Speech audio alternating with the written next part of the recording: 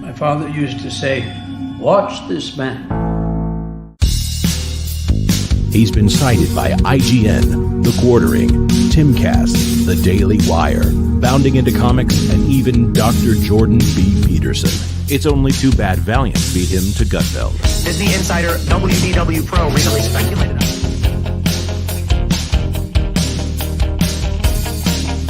Time and time again, he's broken big entertainment news live on the air. I've been following WDW Pro and his track record for years.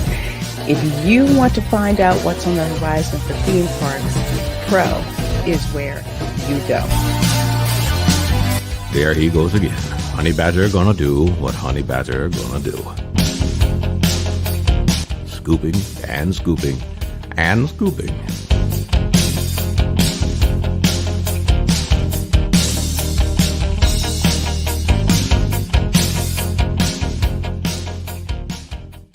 Morty, let's check in on Rian Johnson's new trilogy. Okay. I bypassed the compressor. What did you do, Ray? Son of a... That's gonna leave a mark. Now, he was okay, after 6-7 weeks. Okay? They get over it. Kids are resilient like that.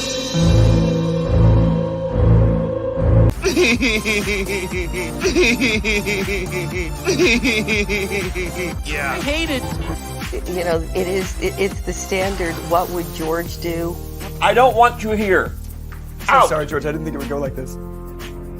Blimey, you fools. I've fallen, and I can't get up. Weird. Stay away from liquor, kids. I have always liked Cowabunga. Cowabunga! Now that's more like it, Mr. Wayne.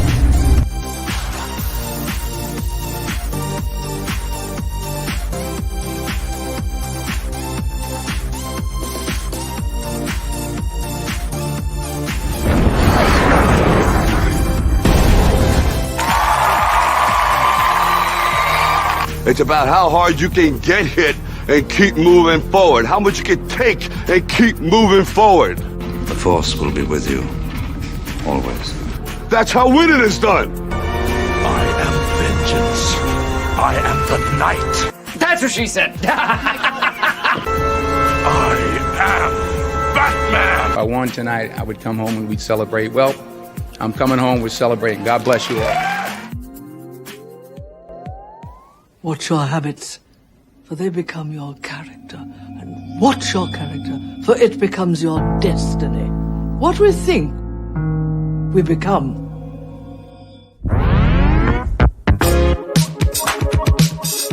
Ladies and gentlemen, boys and girls, in just 2 minutes, the lighting at the Magic Kingdom will dim for the performance of the Pro Show.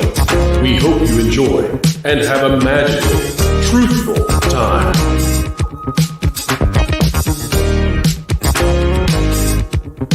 For the safety of others, please, no flash photography.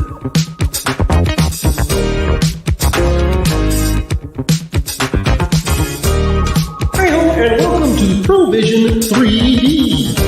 Alright, everyone, put on your coffee glasses.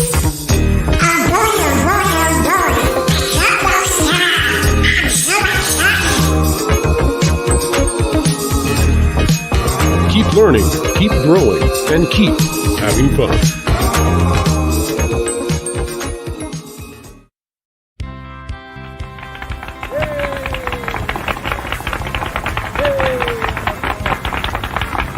To all who come to this happy place, welcome. You know that you've been taught the golden rule. Do unto others as you'd have them do unto you. Yes, Paul. Autobots, roll out. I'm bringing the party to you. If somebody's going to try to blackmail me with advertising, blackmail me with money. Fortune and glory, kid. Fortune and glory. We're gonna do it!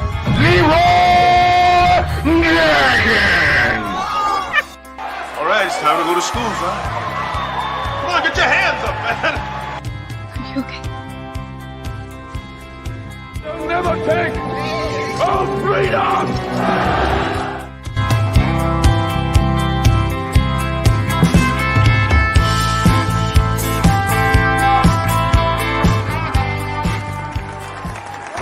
From the redwoods of California to the hills of Tennessee to the Rockies in the Sunshine State and Maine with that bright and shining sea. From coast to coast in North America, it's time for your host with the most, bringing you all the entertainment news that should be fun. Ladies and gentlemen, boys and girls, it's time for the show that explains entertainment and gives journalists the next day's headlines. It's the Pro Show Live!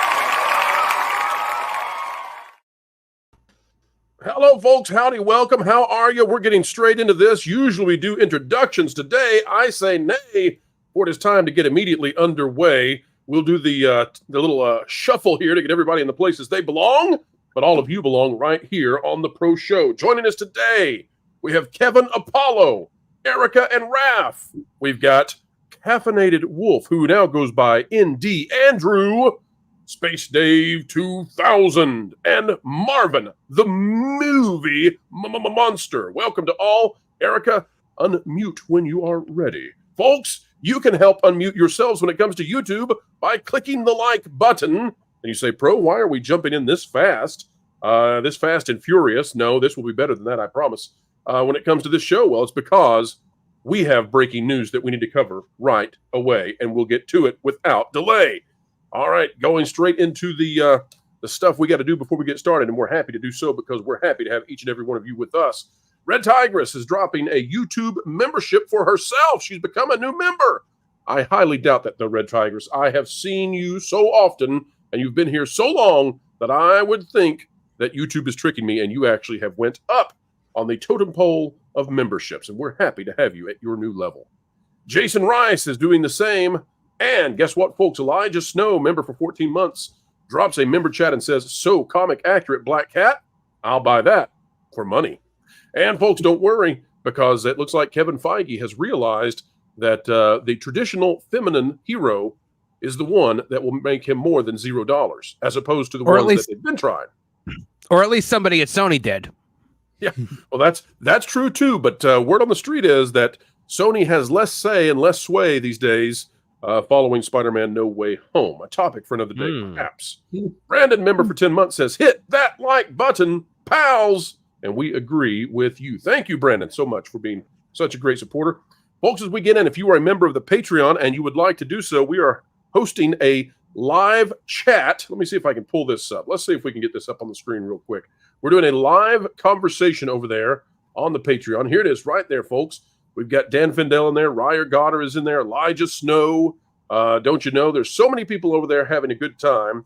And here we go. There you go. You can see it now. You look at that. We've got who the next CEO of Lucasfilm might be. I see what you're doing over there. Happy to have all of these wonderful people over here in the discussion. Dan Findell is guessing that when it comes to scoops, is Miss Sweeney involved? I get the joke, Dan. I get that joke. Clever you. Clever you. Folks, we're going to start with a brand new story that we did not anticipate doing when we were starting this show about 30 minutes ago. In fact, this is breaking, and if you're anywhere else, you're probably not hearing about this. Credit goes to Jonas on discovering this for us so rapidly. And guess what, folks? Because it's breaking news, we got to play the thing.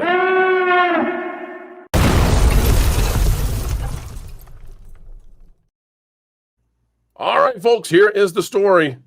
Disney is messing around with Acolyte merch again within the last 30 minutes. The original story appeared on thatparkplace.com. The Acolyte merchandise and branding removed from Disney Store after announcement of show's cancellation.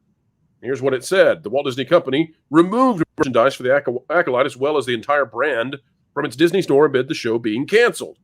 Deadline's Neely Andreeva reported the show was canceled earlier this week. She reported the Acolyte will not continue, with Lucasfilm opting not to proceed with the second season of the Star Wars offshoot starring Amanda Stenberg. Don't blank around with her discourse, sources telling Deadline. But guess what? Well, there were a few dozen people very unhappy. Take a look at this. This is on the official Star Wars Twitter account. It says, if you're willing to take the risk, the galaxy is full of opportunity. Star Wars Outlaws is coming on August 30th, 2024. what does this have to do with the Acolyte Pro, and why are we rushing so quickly? Well, pay attention closely. Here we go. Master of the TDS having fun there, but here's the thing, and John as well. OTM Craig says, something tells me it's not made for me. Revan, though, says, are you going to cancel the release if the comments are too mean? That being a dig at Lucasfilm for pulling the Acolyte from the store. And, of course, you can continue to see that, nobody's happy. Guess what? It's not just the typical people who are angry at Lucasfilm and Star Wars. It's not just the traditionalists. It's also the people who are mad about the Acolyte being removed. Now, that's the first positive, and maybe the only positive we're going to see here. But if you were looking at these accounts, and I recommend that you all do, if you look into these accounts, guess what? Many of these are actually accounts that were supportive in the past and are no longer because they're angry about the Acolyte being removed. Well, what is Disney to do? Ladies and gentlemen, within the last half hour, it appears that Disney has returned the Acolyte to the Disney store. However, a closer inspection is necessary here as we top 400 in the audience at this time. Take a look at this, ladies and gentlemen. If you search for the Acolyte now, what do you find? Well, you find 3 t-shirts, and that is it. Disney has acquiesced and put merchandise for the Acolyte back in the store. A grand total of 3 t-shirts. No toys, no action figures, no mugs, no nothing except 3 t-shirts. And by the way, I will guarantee you within, I don't know, I think I've got a high likelihood of being right on this, that these t-shirts, when they're ordered, they're printed. That's what I think. And so there's no loss to Disney if they put these little Acolyte shirts on here. I want to offer this to the panel, and then I'm going to open it up because I've been talking for way too long. But within the last half hour, Disney has done this. I believe that Disney likely had an earful, a giant mousy earful from Ubisoft, as Ubisoft began to worry that the Acolyte cancellation and removal from the store was going to create a backlash against them from the very few fans who remain. Panel, tell me your thoughts on Disney restoring the Acolyte to the marketplace, but only 3 dinky, stinky little t-shirts. What do you say? Well, I would say this is a definite reactionary move by Disney. The Acolyte action figures, which are going to be peg warmers for the foreseeable future and soon coming to a $4.99 bin near you, are just starting to hit the stores now, from what I've been told. So the fact that they did not put those back up is super telling in terms of where their head is at. Now, I've never seen Disney cancel something and then make such a concentrated effort to erase it from pop culture, erase it from the world. And that's what they've done here, putting these 3 t-shirts back in. I think you're right, Pro. I think it's got something to do with Star Wars Outlaws, because I'm going to tell you, Ubisoft are very clearly pooping their pants over this game release, because they've laid off 45 people before its release. They know it's going to be a horrendous bomb, and this, coupled with Assassin's Creed Shadows, might be the final nail in the coffin of Ubisoft. So yeah, I think that they're definitely trying to appeal. They're going to try to appeal to the people who are angry about the Acolyte being canceled, and maybe will then buy the game as a show of support for female-led Star Wars properties. By the way, Elijah Snow is saying that the Acolyte, he believes, might become a Star Wars tax write-off a la Willow over on the Patreon. This is amazing to me because Star Wars Outlaws has no fans. The very few that remain, they're terrified of losing, to the point that they're trying to get little dinky shirts back up. This is amazing.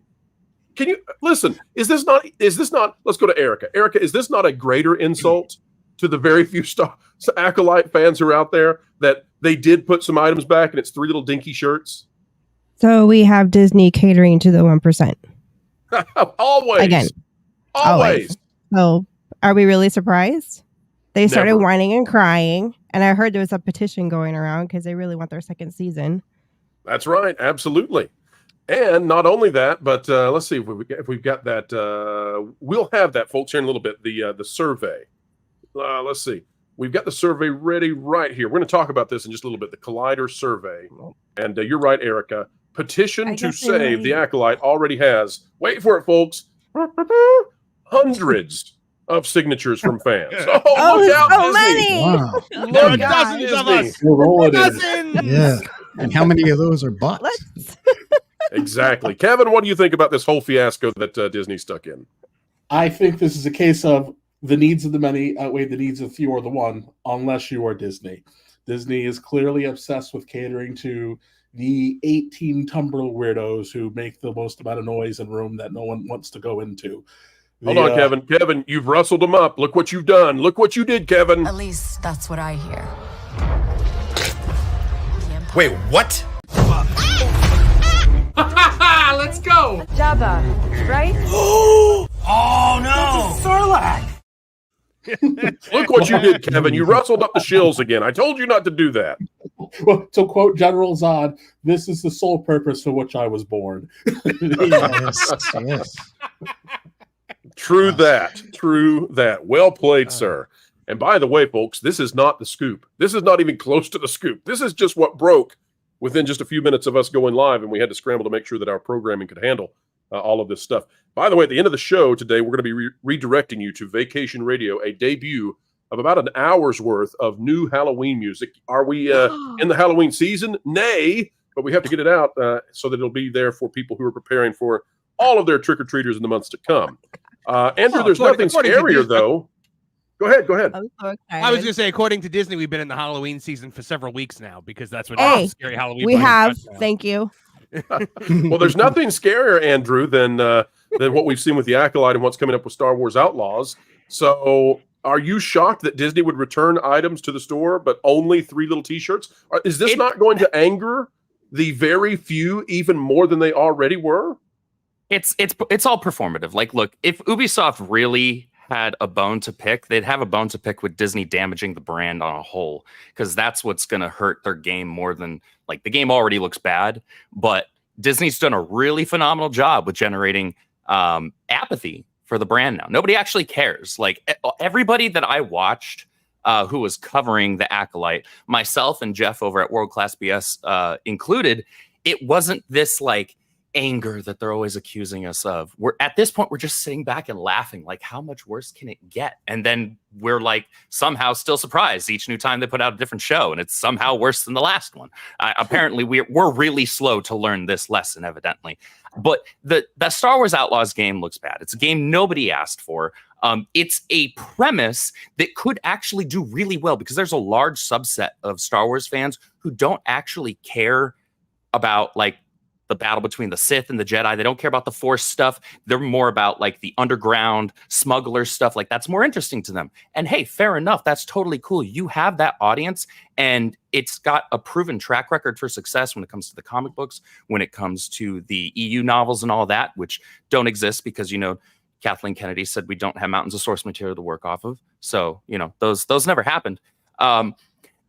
I don't think they have a legitimate bone to pick with Disney in terms of them taking the stuff off. I think that's an excuse. I think that's a scapegoat, because their game's not going to do well. Nobody is interested in this game, not genuinely. You have the shills online that are hyping it up, but they're getting a free copy anyway because they're doing reviews. Like, what do they care? Like, they're not having to pay money for it. What are you talking about? And so, all right, fine. Go ahead and cry that they took the merch down that none of y'all were buying anyway. So we'll put up 1 T-shirt for each one of the 3 unironic fans who actually watched the show and somehow managed to like it. They're not going to sell a T-shirt. Congratulations. Ultimately, that and the fact that this thing got canceled and thrown out in the garbage where it belongs only speaks to, what was the phrase? I guess there's more of us. Well, take a look. Exactly. This is someone who's on that post about from the Star Wars main account talking about Star Wars Outlaws. Here they are saying, "What about the Acolyte? Nothing? Silence?" And you can see they've got the link to the sign the petition, where again, folks, let's recall hundreds have signed it. We'll have to check on that in a little bit and see how that's going for them. But yeah, this is amazing. Tobias Fumke. We need to pick up Tobias Fumke from Arrested Development going, there are dozens of us. Dozens! Oh man. Space Dave, what do you make of all of it? Well, Pro, I'm up in space. I intercepted a few transmissions, some coming from the Ubisoft marketing team and some coming from the Acolyte marketing team. So Acolyte went to them and say, hey, can we put our T-shirts and bundle them with your game? And Ubisoft said, absolutely not. No way, sir. No way. And then they did the opposite. How about we bundle some of our games with your shirts? And they said, absolutely not. So it's kind of a war between the two as what's the lower quality? I say we avoid either. Let's just not touch either because the stench of either is just no. So that's my theory on this. That's what I heard. Listen, I'm just scrolling Space Dave through these. Thomas says you don't get to talk about taking risks anymore. We've got this next person says, bold of you to talk about taking risks right after appeasing the hateful mob, canceling hashtag the Acolyte, hashtag renew the Acolyte. Listen, folks, I'm telling you, question. This is flooded all throughout the announcement of Star Wars Outlaws from the Star Wars official account. Where's the Acolyte Season 2? Continue the Acolyte. Look at all this. Look at all of this. When did we substitute? When did we substitute quality writing for taking creative risks? Because those are not mutually exclusive things. Like you can take a creative risk in that maybe this is something that your baked in audience hasn't been vocal about wanting, but you might take that risk and it might pay off for you because there was still quality in the product. You don't get to complain about not being able to take risks if the product is just dog water front to back. I'm going to refresh this to see if we get more stuff. Let's see if they're putting up new stuff as we talk. The answer is no. It is just literally just 3 shirts that are up there for the Acolyte. So that's all you get back.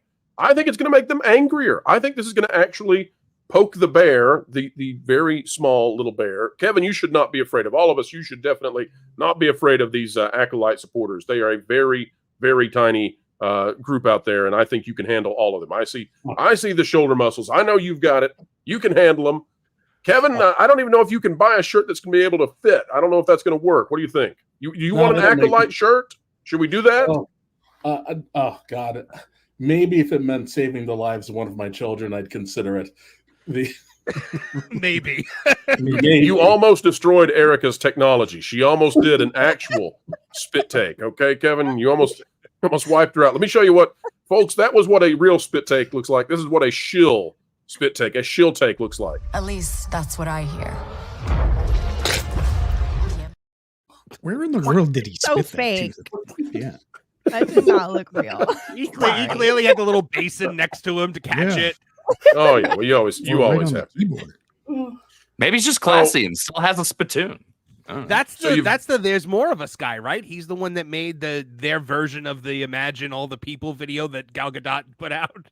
Oh no! Oh yeah. I listen. I think that the power of many now resides in those who decided not to watch the Acolyte. And if these folks wanted to get that fixed, if they wanted to keep the Acolyte around for season 2, then their job was to get people to view this show 2 months ago. That was when you could do it. It's no longer possible. Now, Disney, I dare say, is not going to go back and change this. Maybe they will. Maybe they could. Maybe they would. We've got some more news about that coming out later in the show when we talk about this exclusive scoop we've got. But I just don't see that, I don't see that there's a possibility of going forward. You're talking about a $200 million show, essentially, that had viewership that barely had it ever appear on a subcategory list, right? It wasn't on the top 10. This is a finale that made the not the top 10, but the 10th place of a subcategory on a week when there were weak viewership ratings above it. On a typical week, this wouldn't have appeared at all. That's how bad this was. I mean, and listen, outside of the internet stuff, right? Because the people watching the show and we on the panel, we pay attention to this sort of thing. Outside of our world, even the folks out there who know nothing of Star Wars, even they, if you ever brought up the Acolyte or if someone did, they would be like, oh, I checked that on Disney. It was terrible. I couldn't make it to the first episode. And that was it. So that's where the battle was lost. Beyond hiring the former personal assistant to Harvey Weinstein to lead your show for no reason that people can decipher other than figuring out where the bodies are buried so that Bob Iger doesn't get a view. That's not to go too deep, though. Not to go too deep. Well, you know, Pro, the thing that I've been screaming for the last couple of days when I've been seeing these reactions on Twitter is they're all saying like, oh, you gave in to the hateful mob and blah, blah. No, nothing that you or I or anyone on this panel or anyone on YouTube has said went into this decision to cancel this show. This show was canceled because it made no money. Because it was a money pit. That's why these decisions are made. That's how business works. Return on investment. Somebody stepped in, because I'm telling you, it was not Kathleen Kennedy. Somebody stepped in and was like, hey, no more of this. Well, we've got some news on that. We'll be talking about that in just a moment. But I found this as we scroll down. I mean, you can keep scrolling because it's the Star Wars official X account. But I thought this was perfect because you get the view of how both sides now hate Star Wars. Peachy Breeze says, I'll buy it when you make a second season of The Acolyte. John Rose says, I'll buy it once there's masculine DLC. Hard pass for now. There you have it. There's both sides of the equation against you. Congratulations, Star Wars. Congratulations. Wow. I think it was Erika that brought up the petition that's going on right now for the renewal of it. And the verbiage that they're using there, it's hysterical. They say something to the effect of, and this is a bit of a paraphrase, that, you know, they canceled the show because it was from review bombing at the behest of, like, you know, a small vocal minority. If we're a small vocal minority, then we shouldn't have had any effect on the view numbers. Correct. But the fact of the matter is, none of y'all who are complaining that the thing got canceled actually watched it. It's the thing that I scream. It's the thing I scream at the Snyder Bros all the time. I'm like, well, if all of you who were screaming about bringing back the Snyderverse actually paid for a ticket to go see a Snyderverse movie, then maybe there'd still be a Snyderverse. They would have made money. Yeah. And again, I go back to the Batman vs Superman wouldn't have had the most disappointing box office return in the history of cinema. Exactly. I go back to the Barbie movie. If the people that they believe we are had any kind of influence over movies, Barbie would not have made, you know, $1.5 billion.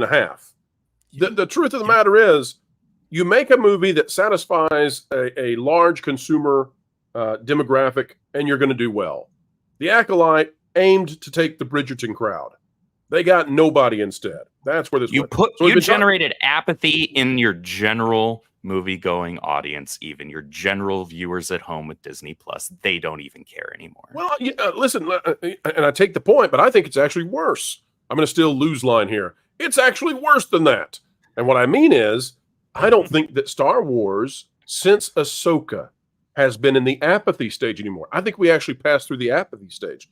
And we've gone somewhere, Andrew, that some franchises never land upon. And that is, we are in the mockery stage. People are actually watching this stuff to laugh at it now. It is genuinely funny from the standpoint of how badly written, how badly executed it is. It's actually humorous. I mean, listen, when you watch the Space Witches singing The Power of Many, when you watch Lee Jung-jae being, you know, zip-lined in the air and they've green screened out the zip line, it's funny stuff if you just get over the fact that they've desecrated Star Wars. So here's the article. A lot of people, Pro, I think, watched it through channels like ours because a lot of people just watched people like us rip it apart. They didn't actually watch the show. They just watched our reactions to it. That was me. I was one of those people. I also think you get people who just, they have the Don Corleone reaction when they went to go see Sonny's Body, and you just go, look at what they've done to my boy. You're looking at this train wreck and you can't take your eyes off of it because you're like, it can't get any worse. But somehow they have the magic formula that says, look at how much more worse we can make it. There is actually no bottom to this barrel that we can't scratch. I think you're referring to this strategy. Now, commence Operation Vacuum Suck. Suck, suck, suck. The power of one. The power of two. The power of many. No! No! Now, ascend, my son.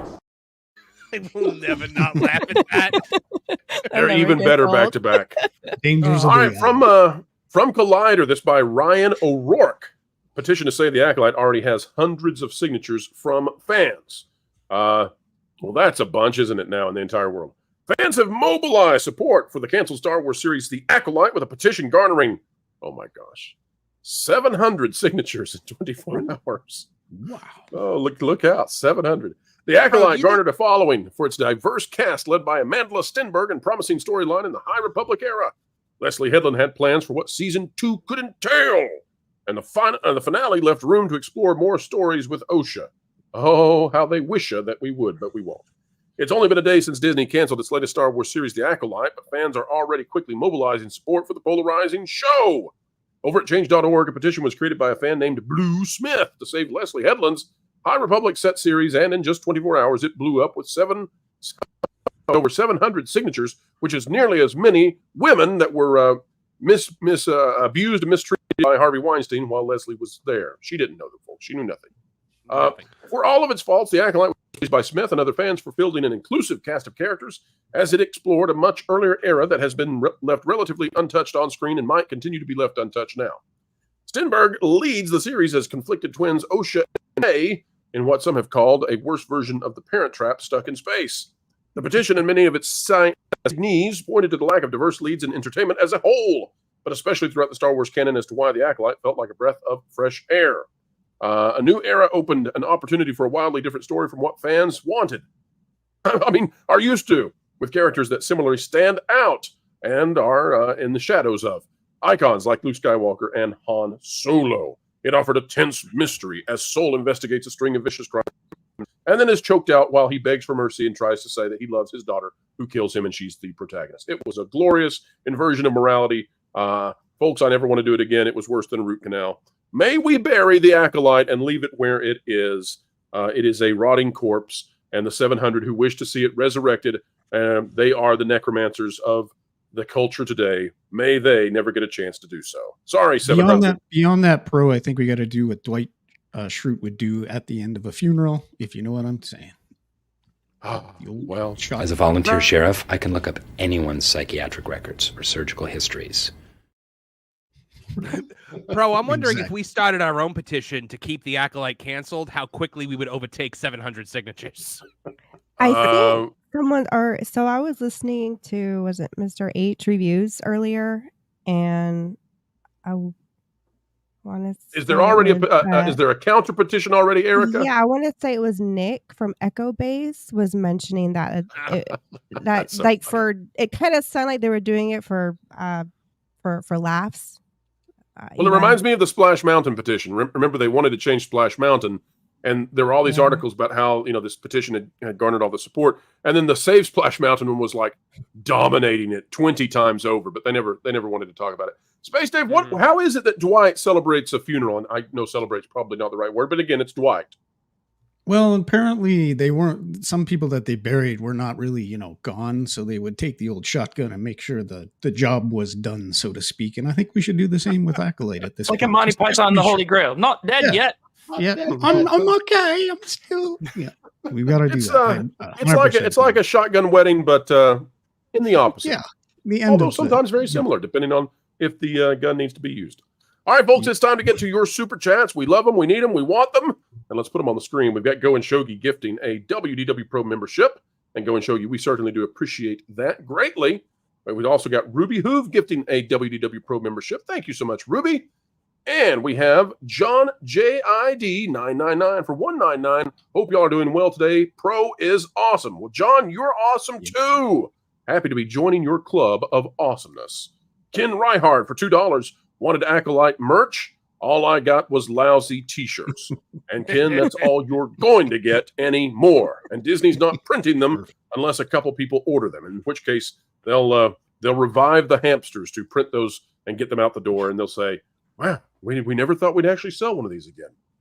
A tipping barn for $199. Well, there goes Disney's red bubble budget. Yep, not good for Disney. Bob from 5-month membership. Ubi Slop are going to bear the price for Outlaws. Yes, and I think that's why the most likely scenario for Disney putting back some Acolyte merch is that Ubisoft probably said, hey, we didn't have many people wanting to buy this game anyway, and you're running those people off. Can can you throw a coffee mug up? And Disney said, no, we're really not going to do a coffee mug. But you know what? 3 T-shirts, that'll do. That'll do. All right. Susparius for 10. I want them to renew Acolyte. Casparius, I believe. Sorry about that. They can lose more money, and we can get a Warner Brothers Frog moment with Plagueis singing "Hello, My Darling" song when nobody but Smilo Ren is watching him. Well, Plagueis, I'm convinced, is actually, in the mind of Leslie Headland, Kiff from Futurama. So, Smilo, I think we need to go now. Now you've had too much fun with her. Oh my! Smilo Ren is Zap Brannigan. Smilo. Sorry, Kiff. I had to take a bath right here in the ocean. The All right. Osha. Jack White for 5. Jack, it has been too long, my friend. Happy to see you out there, Jack. And hopefully you've got some anime suggestions for us. Love receiving those. By the way, Jack, I'll tell you another thing I would like to know before I read your super chat. I'm curious if you're into Arcane. I don't know. Some anime folks love Arcane. Some people don't. I know it's more Western. I know it's League of Legends, but it's a big show coming up this November for Netflix. I believe it releases this November. Would love to hear from you. Jack White for 5 says, thoughts on the Lord of the Rings, the War of... guys, help me pronounce, please. I'm not good sometimes with all of these. The Rohirrim. Rohirrim. I was going to pronounce it. Rohirrim. I'm sorry. Rohirrim. Yeah, Rohirrim. You know what, Marvin? You had one job. And new series recommendations: Wisteria Wand and Sword, Black Clover, Mission Yozakura, Family. Well, panelists, any thoughts on these upcoming series? Well, the War of the Rohirrim is it's going to be garbage. It's going to be. I heard it was Rohirrim. I don't know who told me that, Marvin. Yeah, I'm sorry. It's been a long day. It's going to be more just female. It's all about like the former kings of Rohan. I'm blanking on the king's name. I had one job today. But it's going to be about him, and it's going to be about his daughter, and his daughter is going to be leading Rohan. So basically, we're going to take, Rohan, one of like the most masculine kingdoms in the history of Lord of the Rings, and we're going to make it girl power because we have to. Yeah. Indeed. Well, I'll tell you this: I am looking forward to seeing Japanese and Korean pieces of media really take on the West, because the West has fallen down in so many ways. So I'm looking forward to much of that. Helm Hammerhand. That's what Go and Shogi just said in the chat. Helm Hammerhand. Yes. All right. And again, good to hear from you, Jack.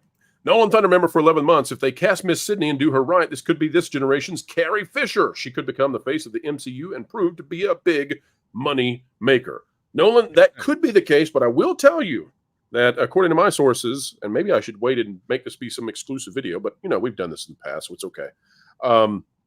According to my sources, Marvel really wants to find the best actress they possibly can to play Storm, because that's who they want to be the face of the MCU in feminine form going forward. And honestly, I think that's a pretty good idea. So we shall see. Depends on who they get.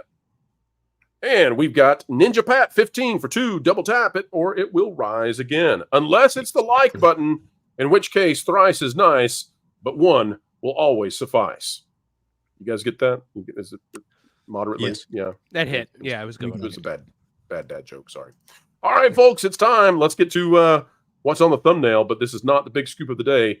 Stick around, and we will be telling you what's going down with Lucasfilm and Star Wars. We've got a big scoop that we were allowed to go forward with not too long ago, and we're happy to do that. It's going to be a series of videos probably, but today will be our starting point for it.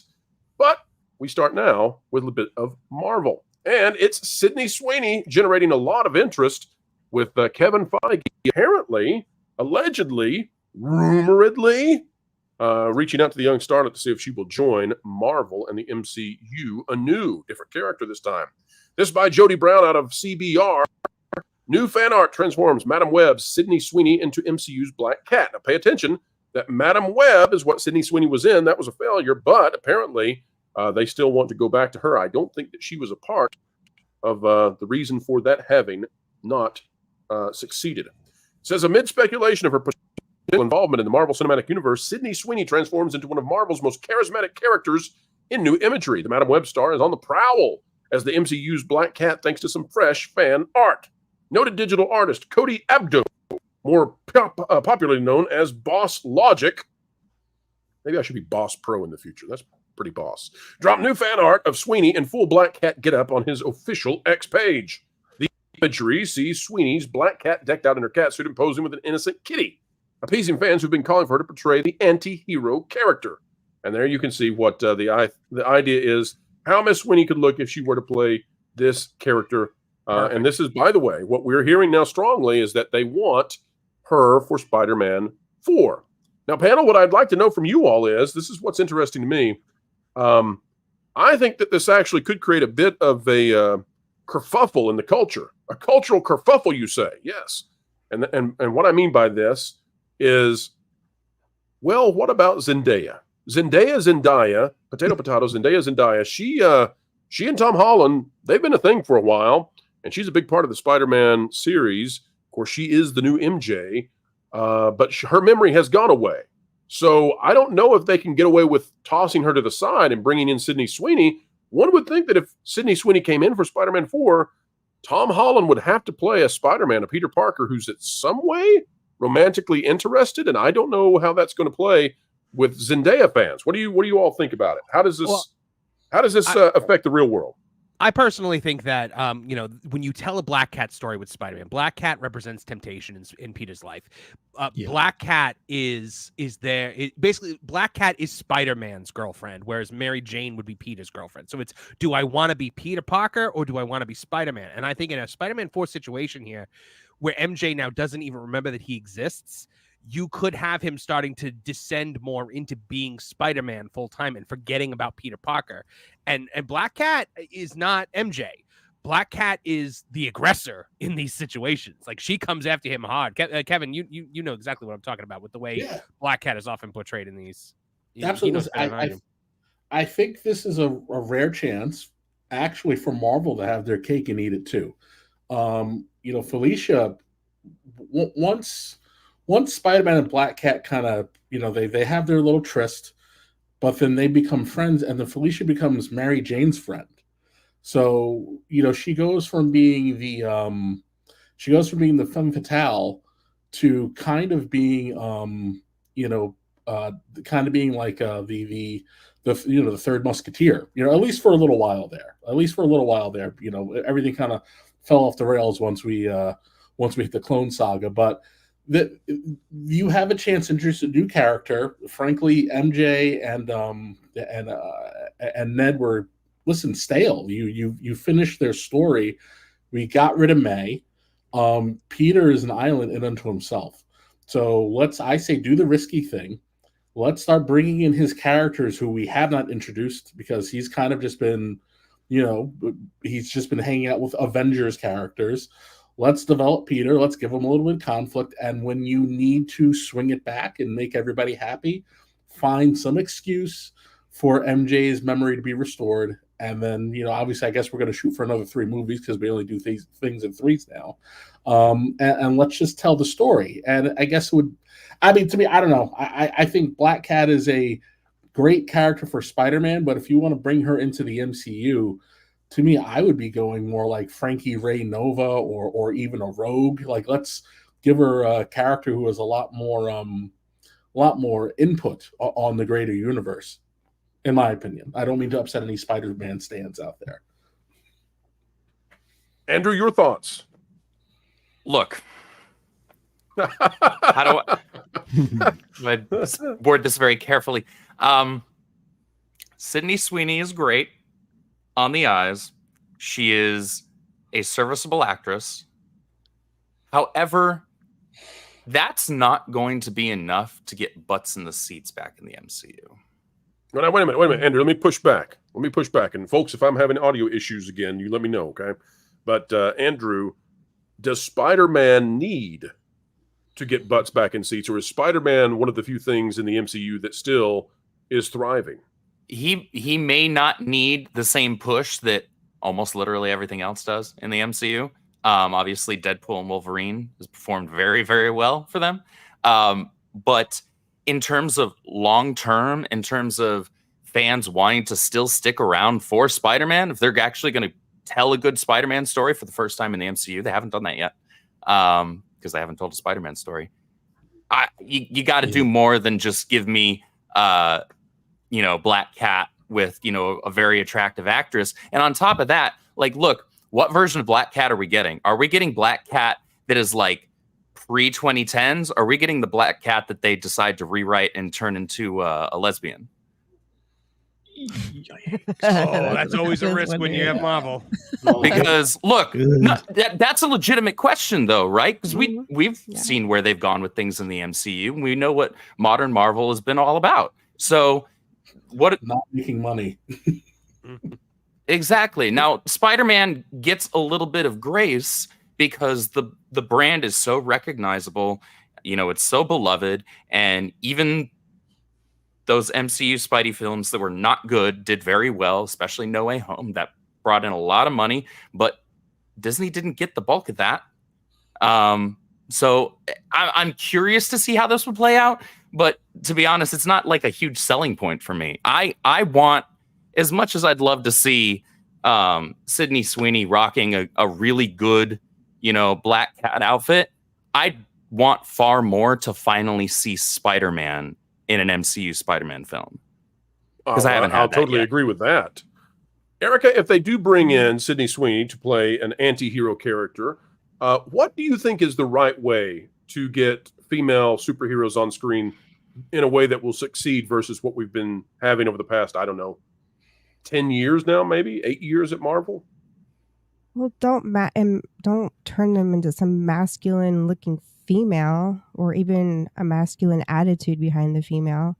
And don't Portman her, Lady Thor with the fake biceps attached on. That was a little weird. Yeah, just, you know, and don't do the whole, like Andrew pointed out, the lesbian thing. I mean, that's like less than 1% of the population, and at this point, it feels like all that stuff is just being for status. Like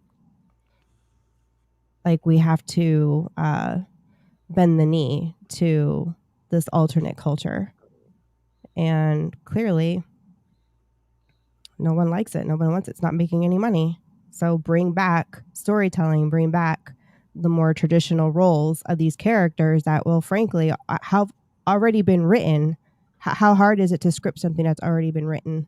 That's what I don't understand. And I'm not even a big Marvel, Star Wars, like you guys get all into the weeds. But, you know, these are stories that have already been told through comics, is my understanding. Absolutely. Yes, many of them. They're established. So why are they? And clearly there's a whole bunch of people out there that really know their stuff and read the comics. And you're just putting it on screen and jacking it all up and angering all the original fans from your comic people that have followed these characters and stories for generations.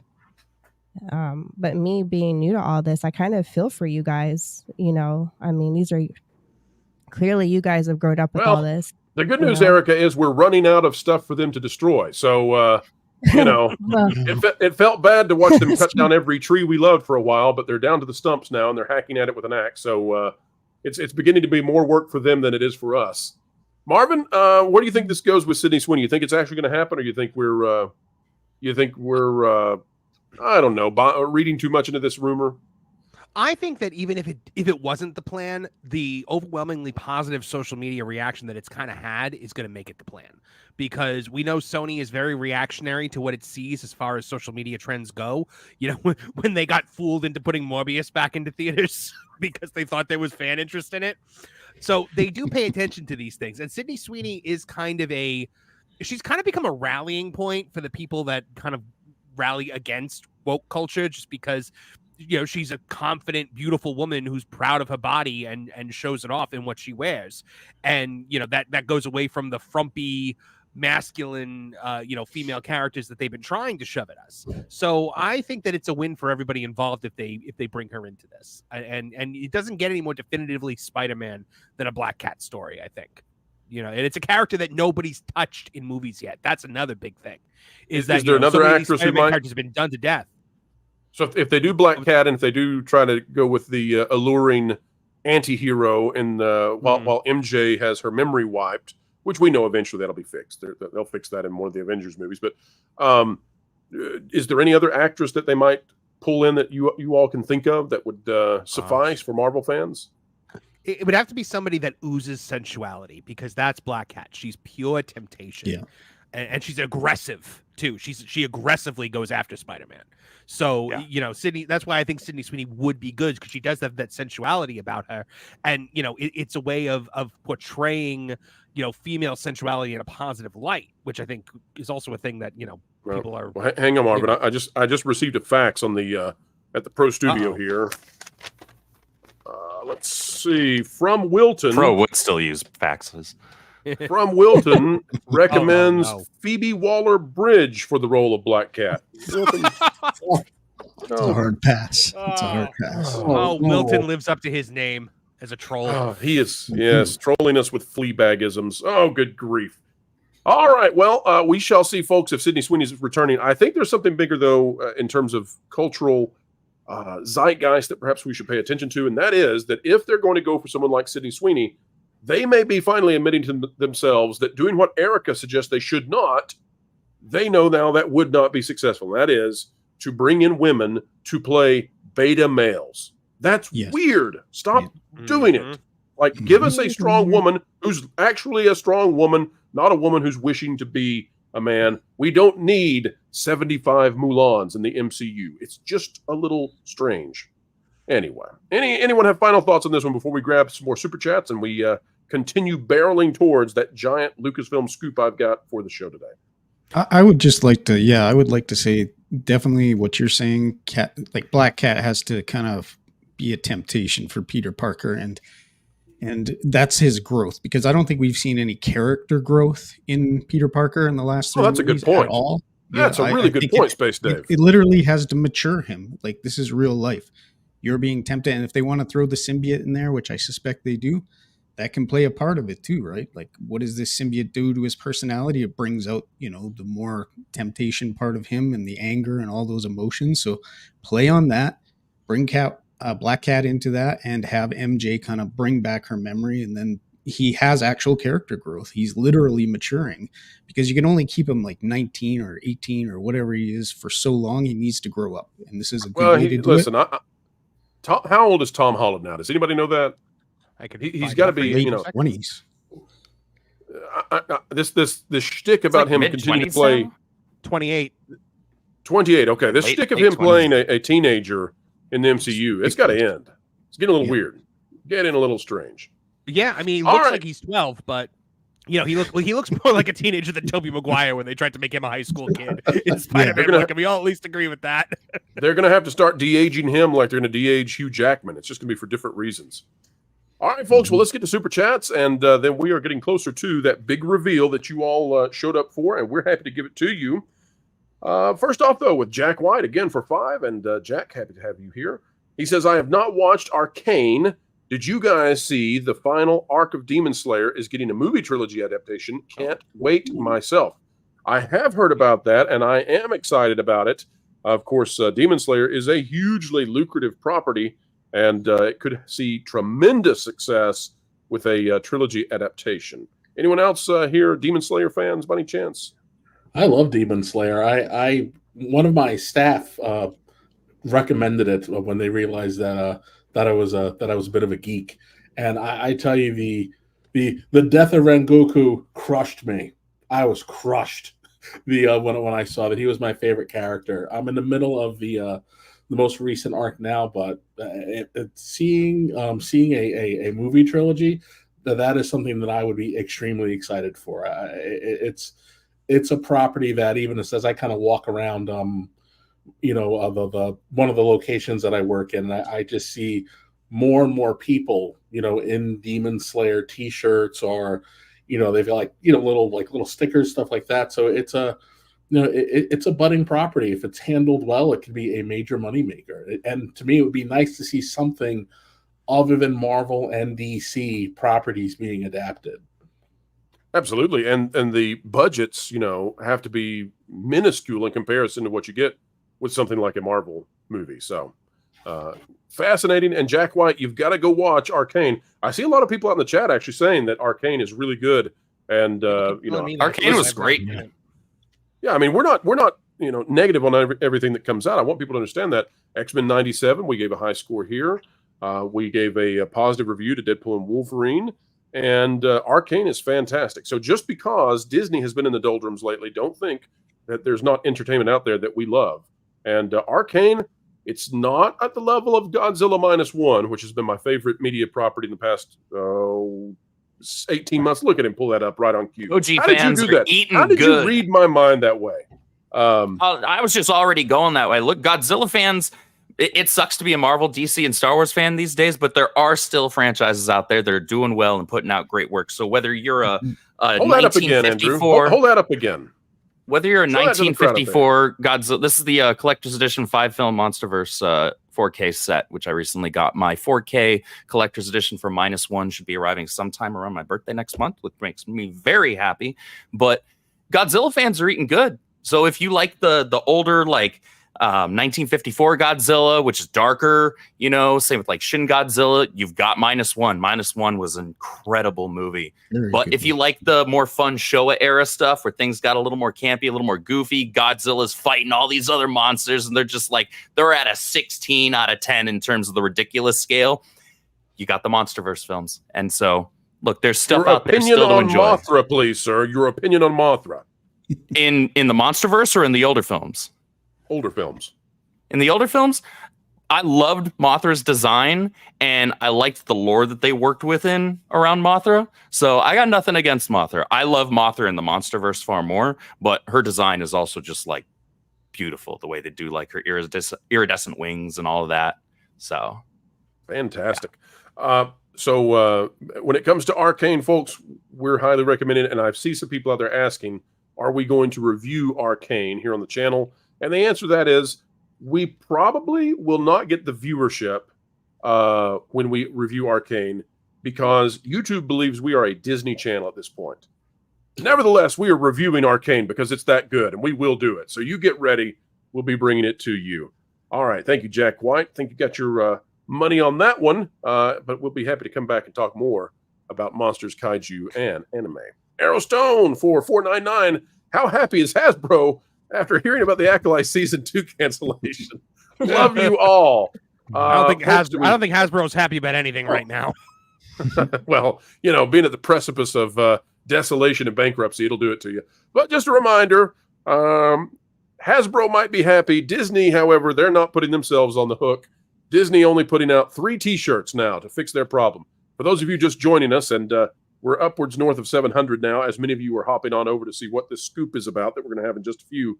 But Disney, for those of you who weren't aware, they put back some Acolyte merch, and just before the show started, so we've been covering that.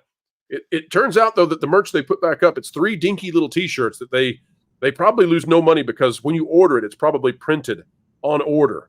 So there's no risk here whatsoever. No coffee mugs, no action figures, no lightsabers, no light whips, by the way, which turned out to only be bug zappers. Just 3 little dinky T-shirts, and that's all that remains. Absolutely. We've got Casparius again for 5. Spider-Man 4 is the perfect chance to switch out Spidey with Black Cat and her new romantic interest, MJ. Oh, no, that's what Erika said not to do. Don't give them ideas. Don't give them ideas. Yeah, another reason to destroy. Yeah. Maybe Leslie will be involved in this one again. Maybe. Maybe. Oh gosh. Don't put that. Sydney Sweeney is a little too old for her. Doc Ock is like hiding in bedrooms to be a peeping Tom on people. That's what he uses his never mind. Let's just move on from that. Pinochet's helicopter tours. Folks, make sure you enjoy a helicopter tour with Pinochet, leaving every day at Santiago at 3 times daily. And $5 here. Well, Pinochet, you've become quite the capitalist. I don't see Disney hiring Sweeney without requiring her to get a struggle session, double mastectomy in solidarity with the left, and bend the knee. No, I think Sweeney has some value that might be sacrificed in that one. Sort of like some of these male actors will actually have insurance on their biceps or their chest or whatever. And same thing with women in Hollywood. So I don't think Sydney Sweeney is going to be doing what you say. Anyway. I've heard someone that Gordon Ramsay's tongue is insured for like millions of dollars. You know, that's amazing. Back to that. I don't know what else you say to that other than that's amazing. I have a friend who works for Lloyd's of London, and he actually handles a lot of the more obscure celebrity policies. And yeah, you'd be amazed at what a lot of these guys are insured for. I knew he had expensive taste, but dang. Harrison Ford has insurance and a trademark on the way that he takes a punch. Tom Cruise has patented his running style. I kid, folks. None of those are real, but they're still amazing.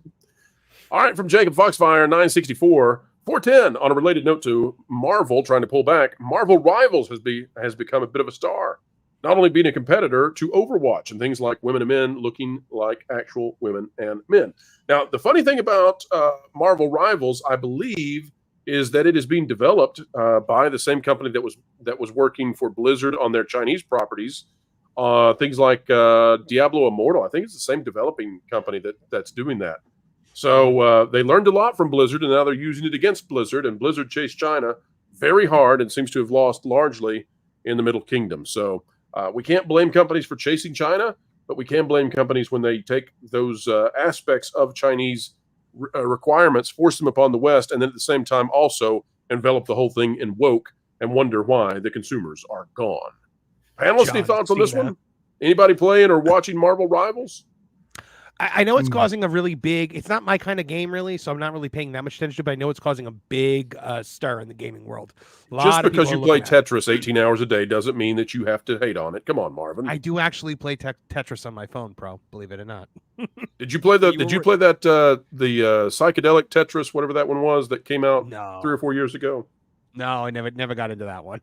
I see you with a VR headset on, just playing that Tetris game night after night. I mean, I'm looking at my VR headset right now, and now I'm thinking about it. Tetris Unleashed, that's the name of it. Tetris Unleashed. Okay, I'm gonna write that down on my whiteboard. I actually don't, Marvin. I'm worried that we won't have you on the show for like 2 months once you discover. I'll just vanish into the virtual world. Yeah, no, that's definitely a danger. You're right. You're right to worry. Any other thoughts on Marvel Rivals? And I'll tell you another thing too for the gamers out there. There's some stuff happening with Capcom versus Marvel, that franchise, and I think that it might be well integrated into the rest of what Marvel's planning to do. So anyway, we'll keep our eye on it on that gameplay to keep you guys updated for sure. That's right, and folks, if you've not yet subscribed to that gameplay, Space Dave is part of the team over there, and they do a fantabulous job covering interactive entertainment. All right. Satan's retribution. Satan. 35. I am becoming convinced Kathleen Kennedy is gone in October with an interim CEO just to get Andor, Mando, and Skeleton Crew out before a reboot. I don't foresee a reboot ever happening. It's Star. I don't think you can ever reboot Star Wars, but I do think that she is either on her way out or has just way less power than she's ever had before. Because the decision to cancel the Acolyte, it doesn't feel like it's a strange move for her, if I may quote Darth Sidious from Episode 1. It is not something I always thought she was gonna give a season 2 to Leslie, no matter what, if only out of spite for all of us, because she is a spiteful human being. But yeah, this seems very, very strange. I will say that we are going to have a number of scoops over the next few days, probably all the way through Sunday, maybe into Monday. We've got to coordinate a little bit with the source, make sure we take care of them. Don't put anything out there that can be tracked back. But we've got some stuff, and today starts it. And I think, Mr. Retribution, you are going to enjoy what we have to say just a little bit later in the show, but not very long, folks. We're almost there. We have almost arrived at the time when we reveal it. All right, folks. Also, we want to remind you as we get ready to go in the second half of the show today that we'll be going to Vacation Radio in less than 1 hour, where we will be debuting 1 hour of brand new music content intended to make your spooky season a really good reason for people to come to your parties instead of your neighbors. That's right. Vacation Radio is adding all kinds of Halloween music. And guess what? We are debuting it today, way ahead of schedule. It's not on the actual 365, 24/7 radio live stream on Vacation Radio yet. That'll happen in October. But we're going to put it out there so folks can enjoy it, see what you think, and then we'll have even more brand new music on the way. Remember that ultimately where we're going with this is many radio stations and an animation studio, because we intend to bring out original content. So you helping us by watching these premieres on Vacation Radio is tremendous. It's really, really hard to monetize a YouTube radio station because YouTube isn't really set up for that. Some have been successful, but it's really difficult, and we appreciate all of you out there helping us. All right, next topic up, and it's the last one before we touch on the Star Wars story, and that is that Robert Downey Jr., I'm here to tell you, he is not just coming back to play Dr. Doom, and if you think he is, I've got a bridge to sell you in the middle of Kansas somewhere, and it's not where water is. That I can tell you. Nor even a sloped terrain. It's flat as flat can be, and I have a bridge. Let's dive into the topic. This is out of The Hollywood Reporter by Aaron Couch. Robert Downey Jr. recalls Kevin Feige pitching him Doom. Let's get Victor Von Doom right. Folks, I want to read to you this story that we're being told, and then I'm going to explain why you should not buy this at all. If this was a stock, I would be telling you to sell the stock, and we don't give financial advice here. But here's what we've got. Around a year ago, Robert Downey Jr., also known as the RDJ, and his wife and producing partner Susan Downey sat down with Marvel studio boss Kevin Feige for a chat. It wasn't unusual, but the conversation soon took a multiverse-shattering left turn when Feige suggested Downey could return to the MCU even though his character, Tony Stark, was dead. He said, "It just keeps occurring to me, if you were coming back, you could make me a ton of money and save my job." No, that's not what he said. Downey said in the latest episode of the Hollywood Reporter's Awards Chatter podcast. Susan, his wife, was like, wait, come back as what? Downey and Feige went on to talk about issues that needed to be resolved should the actor return. How can we not go backwards? How can we not disappoint expectations? How can we continue to beat expectations, Downey recalled, added the actor, and he brought up Victor Von Doom. I looked into this character. Later on, he goes, let's get Victor Von Doom right. So in other words, they were talking about bringing him back and what they could do, and then later on, they talked about Victor Von Doom. Interesting. Downey already wanted to be Disney CEO Bob Iger about contributing to the company's parks and location-based entertainment, and soon he found himself at the mogul's home. Iger already seemed to know about the Dr. Doom idea and quickly told Downey, I like it, before arranging for the actor and Feige to visit Disney's engineering campus to see what was in the works there, talking about the parks. In the years since leaving the MCU, Downey has remained close to the Avengers directors Joe and Anthony Russo, who, by the way, about a year and a half ago, we told you that it was a package deal. Downey would come back with the Russo brothers. Guess what, folks? Downey came back with the Russo brothers. So if you're looking for the track record that you want to buy into, stick around right here. We'll do a dandy of a deal for you. As well as Iron Man director Jon Favreau. At San Diego Comic-Con in July, Feige confirmed that the Russo brothers were back to direct a pair of movies, Avengers Doomsday and Avengers Secret Wars. A group of men dressed as Doom swarmed the stage. You all saw it. You all know it. Downey walked out, said, new mask, same task. Boy, I tell you, I like playing complicated characters. Now, panel. Notice here that there is no part of this where he says, I'm not coming back to play Tony Stark. In fact, he has never, ever said when he's doing these interviews, I am not playing Tony Stark. Why would he not say that? Well, folks, I'm here to tell you, and I know we're having some audio issues. Apologies. I'm here to tell you, RDJ would not come back to the MCU to go out as a loser. Is everybody listening to that? Yeah. Despite the audio issues? RDJ is not coming back after having victoriously vanquished with his character the big baddie of the day to come back and play a villain who's going to be defeated. RDJ is coming back to do a switcheroo on all of you, but not on you, on the fans out there who are not watching content such as this. Panel, take it away while I try to resolve some of these audio issues. I think that you're absolutely right. I think there is no... I think the concept of him as a villain has a shelf life on it. And I think that, the big return to form as Iron Man is Tony Stark. That's kind of what the big money moment is. And that's going to be the selling point for Secret War, I believe. Yeah, it would feel like a massive missed opportunity and waste. Like, why would you bring back the guy who arguably played not even arguably, he played the lead character of the MCU. He was the MCU. The MCU only worked because Iron Man worked. And he was the face of it. Like, Chris Evans as Cap, he did a fantastic job. No disrespect there. He was like the second guy, right? He was like the co-star, but he was still number two. you don't bring back a guy like Robert Downey Jr. Into the same universe. Like, multiverses be damned. You don't do that and not leverage what you can still actually do with it. Like, look, if we're doing this comic book thing, and comic book fans know deaths don't really mean all that much anymore. That's a long time frustration with comic book fans. We could have that conversation at another point. But the fact of the matter is, they could bring him back. They could make it work. If they got a good enough writer on the project, they could make Tony Stark coming back work. And they could have Robert Downey Jr. there, and they could make a butt ton of money off of it. Because people would, even those who have been apathetic towards the MCU, the people who have said, yeah, I'm not interested in this trash that's coming out in phases 4 and 5, they will see that Tony Stark's there, and they will be, not all of them, there will be enough, however, for them to say, all right, I'll give him the once over. I'll give it a shot.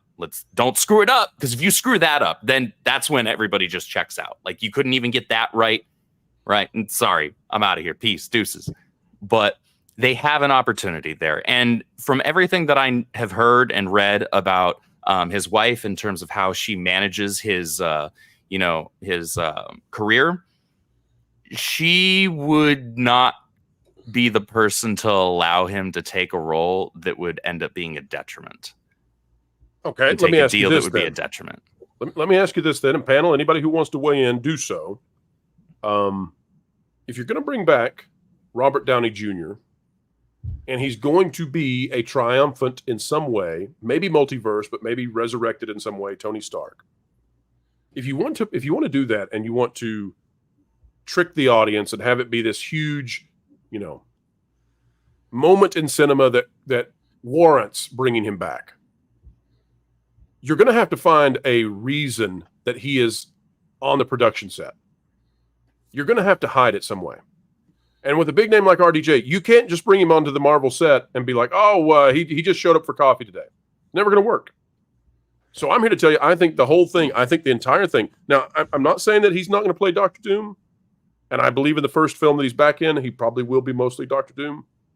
But I think it's a giant Trojan horse to sneak him back in as a Stark and just try their very best to not answer any questions about this.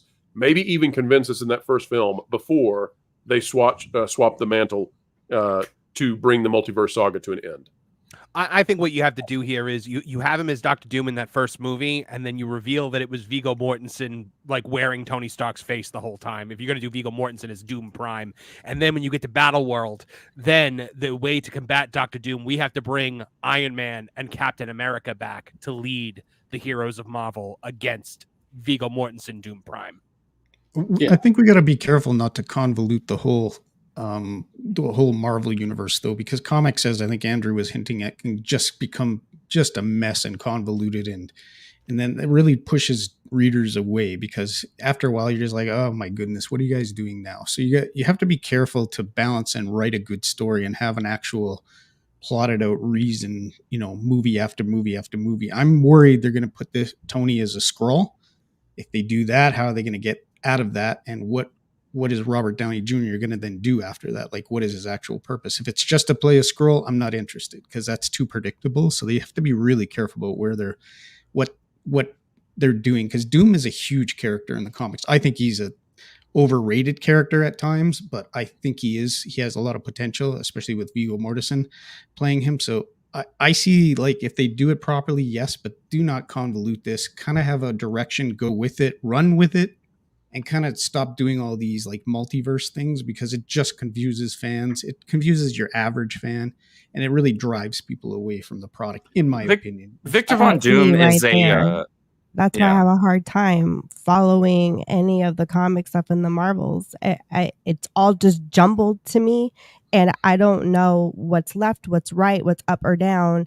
Yeah, it's not a cohesive story from one movie to the next. And my sister's the same way. We're both look at each other like, do we even know what's going on? I think that's why the multiverse idea has failed. I also think, by the way, Erika, that's why Star Wars to some degree has failed, is because they're all over the place in terms of the timeline. Same thing with Star Wars. Yeah, it's the same thing. And I've plugged out. Not that I even ever got a chance to even get my toes wet into it, but after so many movies in, it just got to the point where it's like, well, I mean, the whole Spider-Man thing alone, there's a Sony version, and then there's this other version. What's all that about? And I'm like, you know what? I just don't even care, you know? So I want to show you all this point. Very well taken. And I think you speak on behalf of so many, and that's why they're going to wrap this up, because they got to get back to a singular storyline. The sacred timeline needs to be one timeline. That's it. When we brought out that Viggo Mortensen rumor, it was just about at that same time that this article came out, and then Space Dave was talking about predictability, and I just thought this was too perfect. I hadn't planned this. Let me show this to you real quick. This is by Zach Sharf out of Variety. Viggo Mortensen hasn't acted in Hollywood franchise after Lord of the Rings because they're not usually well written and kind of predictable. Now let's go to a paragraph that matters, because we believe that Viggo Mortensen has been in negotiations with Marvel, but we also, according to our source, and again, folks, speculation here, take it with a grain of salt, we don't believe that the contract is signed yet. We don't think they have this locked down, and they may not. So I tend to think this Variety article may have a bit of posturing in it from Mr. Mortensen. And it says this, it says, I don't really look for or avoid any kind of genre or any size budget. Now that's key, because this article is really about indie films, and he kind of diverts here into this. I just like interesting stories. It doesn't matter to me what the genre is or what the budget is or who's making them. I would never do a movie just because so-and-so is directing it. All of this, if you see it through the lens of what if he is being asked by Marvel, all of this takes on a different meaning than if you're just reading this, ho-hum, point blank, no reading between the lines. It has to be about the story. And if I think I'm right for the character, that always comes first. Here we go. This is where it gets even more interesting, because this interview has nothing to do with Marvel or franchises or anything. It's about indie films. He says that goes for franchises. If somebody came to me with X movie, the third part or the ninth part, and I thought it was a great character and I wanted to play that character and I thought I had something to contribute, I'd do it. I'm not against it, but they're not usually that good. I mean, to me, they're not usually that well written. They're kind of predictable. I mean, of course, there's always the issue of if I run out of money. Okay, so he ends with a tongue-in-cheek statement there. But if you see that interview from the standpoint of what if he's negotiating with Marvel, I think he's laying some cards on the table there. And I don't think that Robert Downey Jr. is coming back to play Doctor Doom the whole way through. I don't think that he is the Doctor Doom. I could be wrong. And again, we don't know what's going to happen with the contractual negotiations, but that's where I think we stand with it. I do not for a second think that RDJ is coming back and not eventually in this multi movie deal going back to playing Tony Stark. There's no way on this earth he's not doing that. Kevin, am I wrong anywhere on this? No, I think you're spot on. Look, as a comic fan, I have feelings on it, and I think at this point, the multiverse story stuff failed with Marvel because Marvel Comics proper has never been a multiverse company. That's always been a DC thing. So they were out there kind of in the fringes, and they would have been doing whatever they wanted to do, and they were not able to execute it. But just the sheer amount of money allegedly given to Robert Downey Jr. and the Russo brothers does not suggest that this is a 2-movie thing. I don't think it's allegedly anymore. I think he's getting paid $200 million. Oh, yeah, you're not giving someone $200 million to be the bad guy who gets defeated in 1 or 2 movies. Amen. This is franchise player money. We know we screwed up. They never should have killed him. He was the epicenter of the universe. Everything revolved around Tony Stark, and that was to their detriment. But hey, guess what? No one expected his performance to be so strong other than Jon Favreau. So you created a situation where there's this giant vacuum. There's a giant vacuum in the universe, and it's not working, and you got rid of all of your anchors. You've got to correct it. So now it's time to do something drastic. And I think they have to take the risk of confusing a couple of people, and I think people will be willing to be confused because they trust the Russos. Whether you found the Russos from episodes of Community or Endgame, people trust them. They like their movies, and they like their style of storytelling. I think they can pull it off. I really hope that they somehow find a way to introduce a Doom Prime before we pull this stunt, or else I think a lot of very wary MCU people will not give this a chance that they think that they are going to get, because the wonderful thing about Goodwill is, once you build it, it's pretty durable, but once you break it, it's really hard to come back, and we are extremely hard to get it back. We're past the broken stage. I think you're exactly right too on the point of you've got to get somebody with major gravitas to play Dr. Doom if RDJ is going to switcheroo in the middle of the movies. So that's why I think there is some credence to this Vigo rumor. And I will say that when I first heard this scoop and I shared it with some of the people behind the scenes at that Park Place, there was pushback, and they said Vigo's never going to play, in Marvel. He's not into that sort of thing. And this was from people who are actually rather close, people who have talked to Vigo in the past. And then we got word of that interview, and the response was, well, that's something, isn't it? And we said, well, I guess we're going to run with this rumor then, since we've got the source claiming it. So we did, and here we are. We'll see how it all plays out. Marvin, go ahead. Sorry. I think Vigo is a Shakespearean little actor, right? And that's what Doom needs to be. They need somebody who can play that character, understand the depth, why he is who he is. He's not just twirl his mustache and I'm going to get you. He's not that kind of bad guy. He's a very complex, very multi-layered character, and I think Vigo is the perfect actor for him. I hope they choose him, and I hope they work it out, and I hope they don't play something dumb along the way, as I said previously. So I'm looking forward to that choice. I hope he's also a heavy manipulator too. Yeah, so exactly. He manipulated Sue Storm into having their freaking kid named by him. So that he is a master manipulator. So I can totally see Victor Von Doom doing something to the effect of wearing Tony Stark's face and getting people all riled up emotionally, right? And then we get the reveal eventually. That's something he could and would do. And Vigo and RDJ are not that different, I don't think. I think if these are going to be variants in some way, I think that you could actually play that pretty well. It's not a stretch, perhaps. Yeah. But then do you introduce him maybe in a post-credit scene for the Fantastic Four? Because the only thing that's weirding me out about this Doom is that he's not really connected to Reed at all from what we're seeing. Doom and Reed have to be connected. You can't do what you did with Ultron, where you took him away from Hank Pym and you put him with Tony Stark. You have to connect Doom with Reed. They are so they're parallel. They're Batman and the Joker. They're arch nemesis. You have to, and especially if you want to make Reed a major player, which I don't know if that's going to happen because Reed is Pedro Pascal. Yeah.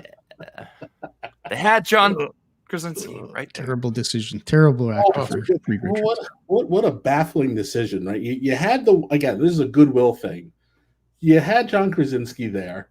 All you had to do was do it. My personal feeling is that, looking at what we've all heard they wanted to do with this script and / Kang, or when we was Kangs, that we were going to go in a very different direction with Reed, and they could not figure out how to pull it off, especially if they were essentially going to make him a simp for Sue.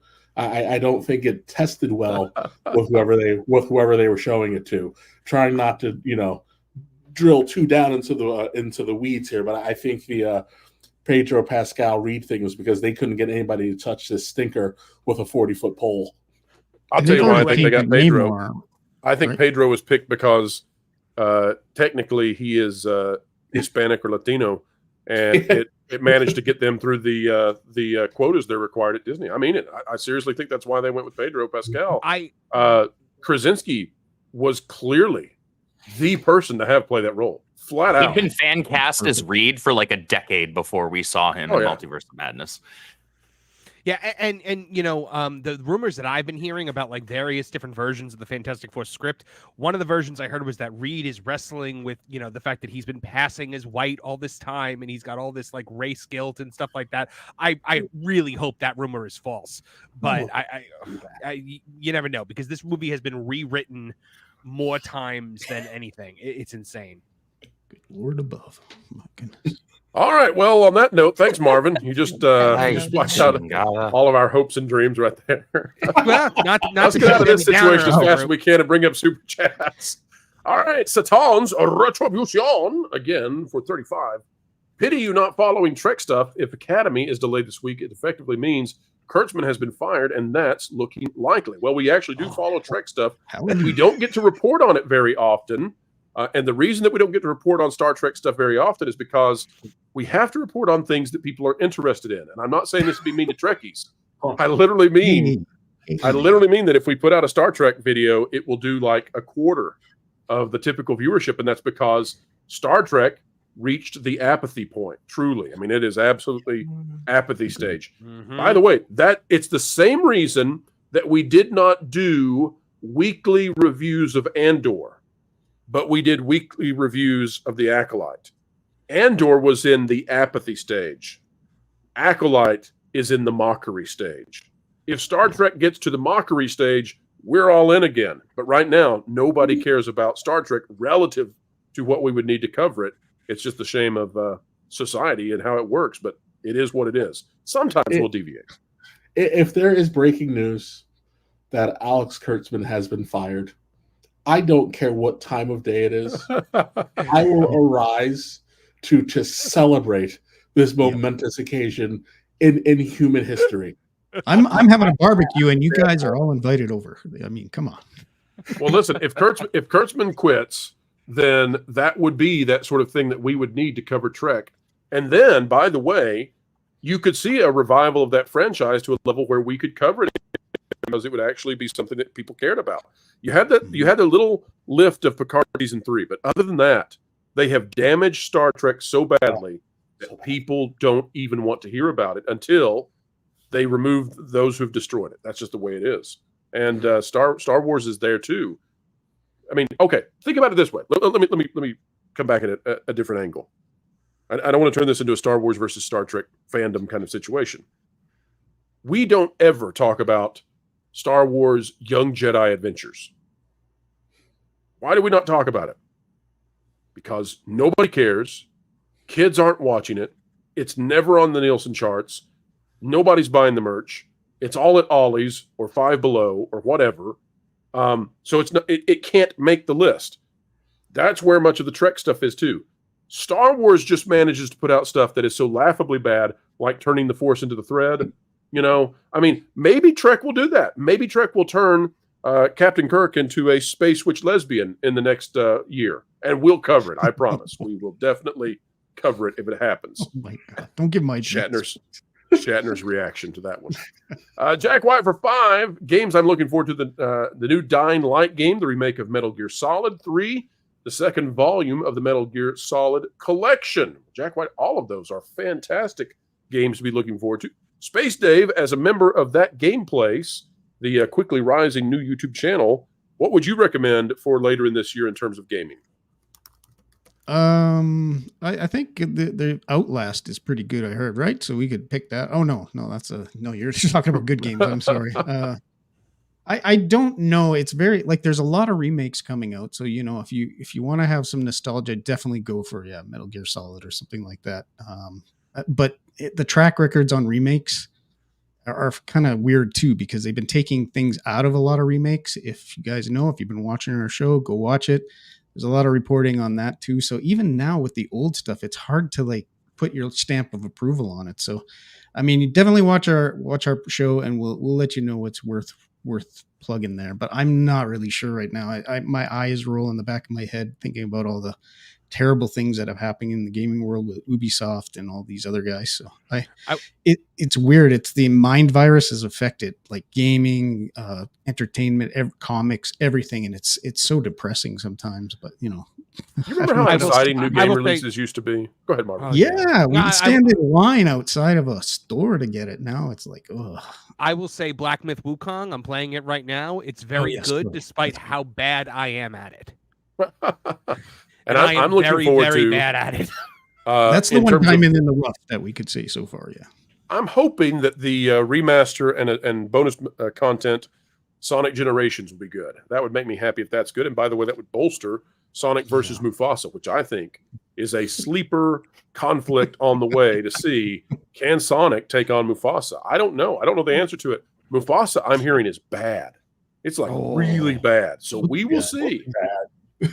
Well, let's see. Right. Sonic's already defeated Marvel and DC, so let's see if he can take on Disney proper. I'm stoked for Sonic 3, the movie. That's for darn sure. But yes, I'm also stoked for Sonic X Shadow Generations. I'm looking. The only thing that makes me sad is I've seen the merch for Sonic 3, and Dr. Robotnik is still skinny. So I wanted a fat Jim Carrey. That's what I want. Yeah. I wanted a full-on bodysuit. PTSD. Yeah, do it. Let's go. Become the Eggman. Dustin Sensenig for 5. I'll just watch the replay later. I'm having one of those days and feeling a tad overwhelmed. Well, Dustin, we all have those sorts of days. Not sure exactly what's going on in your world right now, but remember, chin up. There are better times on the horizon. You just have to work through it. Anybody who is successful, I mean, just almost anybody flat out who is successful, they had to go through major difficulties. And oftentimes the people who have perfect lives, you don't know what's really going on behind that they're struggling through. We believe in you. Keep going, Dustin, and we'll be happy, very happy to hear that you're doing better when that happens. Doggy, member for 7 months. When is the next bonus member chat? We should have that Tuesday for the Pro Show. And then there's a member exclusive live stream that'll be taking place 1 week from today. So all kinds of member stuff on the way. And I believe Lou and the crew are doing a Genre Guys in the next day or so. I'll have to check and see when they're recording it. But more I'm Genre the guest Guys. host of that one, so I will tell you right now, Pro. We're recording that on Saturday night, I believe. And what movie is that, Marvin? The original Christopher Reeves Superman. Oh, sweet. You will believe a monster can fly, as Lou likes to say. You've got something to look forward to, I tell you that. Packing Protons for 5. I thought I recall someone saying, probably Pro, that if the Acolyte failed, the High Republic was done. Am I wrong on that? We'll come back to that later. Mm-hmm. Jacob Foxfires 964, and still on topic. Marvel Rivals trailers hint that Doom in the game is not only a big bad, but there are 2 of them. Jacob, don't you do that to me. Don't you make me have to call Jonas and say, Jonas, we got to investigate. Not clear if they're working together or fighting each other. Coincidence. Jacob, no. I don't know the details of that one yet. That's not been on my radar, but it needs to be on my radar, and thank you for doing so. We'll get on that if that's the case. Bro, Dr. Doom Prime and then his 2099 counterpart are having a rivalry there. Now, I'm not a big fan of the 20,000 or 2099 character, but we'll see. Could be interesting. Gotcha. All right, folks, we've got time for one more super chat, and then we've got to hit the next news. We will get all the rest of the super chats. Don't worry, don't fret, not yet, for we will get those super chats really soon. John, JID 999 for 199. Power to the 199, by the way. As a new fan of this, Erika's speaking my language, or is that language? You're very welcome. Erika, you're garnering fans already. We knew it would happen. We just knew it. All right, folks, it's time for the scoop. Let's get it ready to go, and you'll see why we hid one of those super chats rather quickly. All right, I've got to parse this out pretty carefully because we're going to try to do this over the course of a few days, and there's a few things that we have to be careful with. But the basic gist of it is the High Republic, according to our sources, and take this with a grain of salt, check our track record, see what you think and what you want to believe, what you don't want to believe. It's rumor territory. But according to our sources, the High Republic is coming to an end. The people that we are talking to are saying to us that it's looking like Disney is ready to pull the plug on the High Republic, and that the Acolyte being canceled is just the beginning of that. But it is also the catalyst of it, because the entire buildup, and this is what's been said, I'll try to relay it as best I can without reading it directly. I am looking at the message, but I'm not going to read it directly in case that person has a writing style that could be picked up. So basically, for years, Disney has been building towards putting the High Republic on the small screen and then the big screen eventually. And so they had the rollout of the young adult novels, which did not do very well. They were on the New York Times bestsellers list. By the way, that doesn't mean anything because you can basically pay your way on there. Sorry, New York Times. That's my opinion, and I'm keeping it. Disagree if you like. It's subjective. But things did not go well for the High Republic. We've documented that over the years quite significantly. Barnes & Nobles, for example, was putting the High Republic novels on the floor. We took a picture of that. It's on That Park Place. It's a very old article at this point. But they were actually putting High Republic novels on the floor because that let them put Timothy Zahn books up on the shelves. I guess those would sell. And so they had to have the High Republic in that space contractually, but on the floor they went. All right, so Disney had this buildup, and the buildup was leading to the Acolyte. And what happened? Well, viewership was absolutely terrible. So now, with all of that having been a buildup to this small screen adventure, there's no reason to continue with the venture of doing more adventures with the High Republic. Not when it is utterly unsuccessful and has absolutely no merchandising power either. Now, here's going to be the tricky part about it. According to the source, we are not going to get an announcement that the High Republic is being ended by Disney because that would be a black eye. Again, we're in rumor territory. But according to the source, we will see that this gets phased out over the next 1 to 2 years. And basically the way that this is going to play is that High Republic books and comics and whatever else they do, they're going to clear the deck by having those items that were already paid for and budgeted and they're in production and whatnot. They're going to keep going with those, and that's it. They're going to stop it after that. And again, the reason is because there's simply no future for this. Now, there's something else that we need to talk about, and I'm thinking about how to do it. Give me a minute to think about how to say this next part. Let me bring in Kevin. Let me start with you. Your thoughts on the end of the High Republic, which is what we're now hearing, that this is now going to be phased out. Star Wars and Lucasfilm not only ending the Acolyte, but High Republic too. Your thoughts? I don't think this is a surprise to anybody. I don't think people care enough to say that nobody cared. It just was just this thing in the space that no one asked for. I guess it was a lesson in how to successfully fail. Because this was DOA on arrival. Other than some people who are just like to be punished. They bought a couple of comics and that was about it. The books didn't sell worth a darn. And again, I'm of the same mindset. You can buy your way onto the New York Times bestsellers list. There have been a couple people who have discussed it, publicly. It's not like we're pulling this out of thin air. The countdown to the Acolyte, we were all kind of saying the same thing. No one cares about the High Republic, so why are we doing a High Republic show? We understood what the assignment was, and it gloriously failed. I mean, this was, again, this. If you ever wanted to tell somebody this is how you don't do something, it is the High Republic up to the very last episode of the Acolyte. It just that's yeah.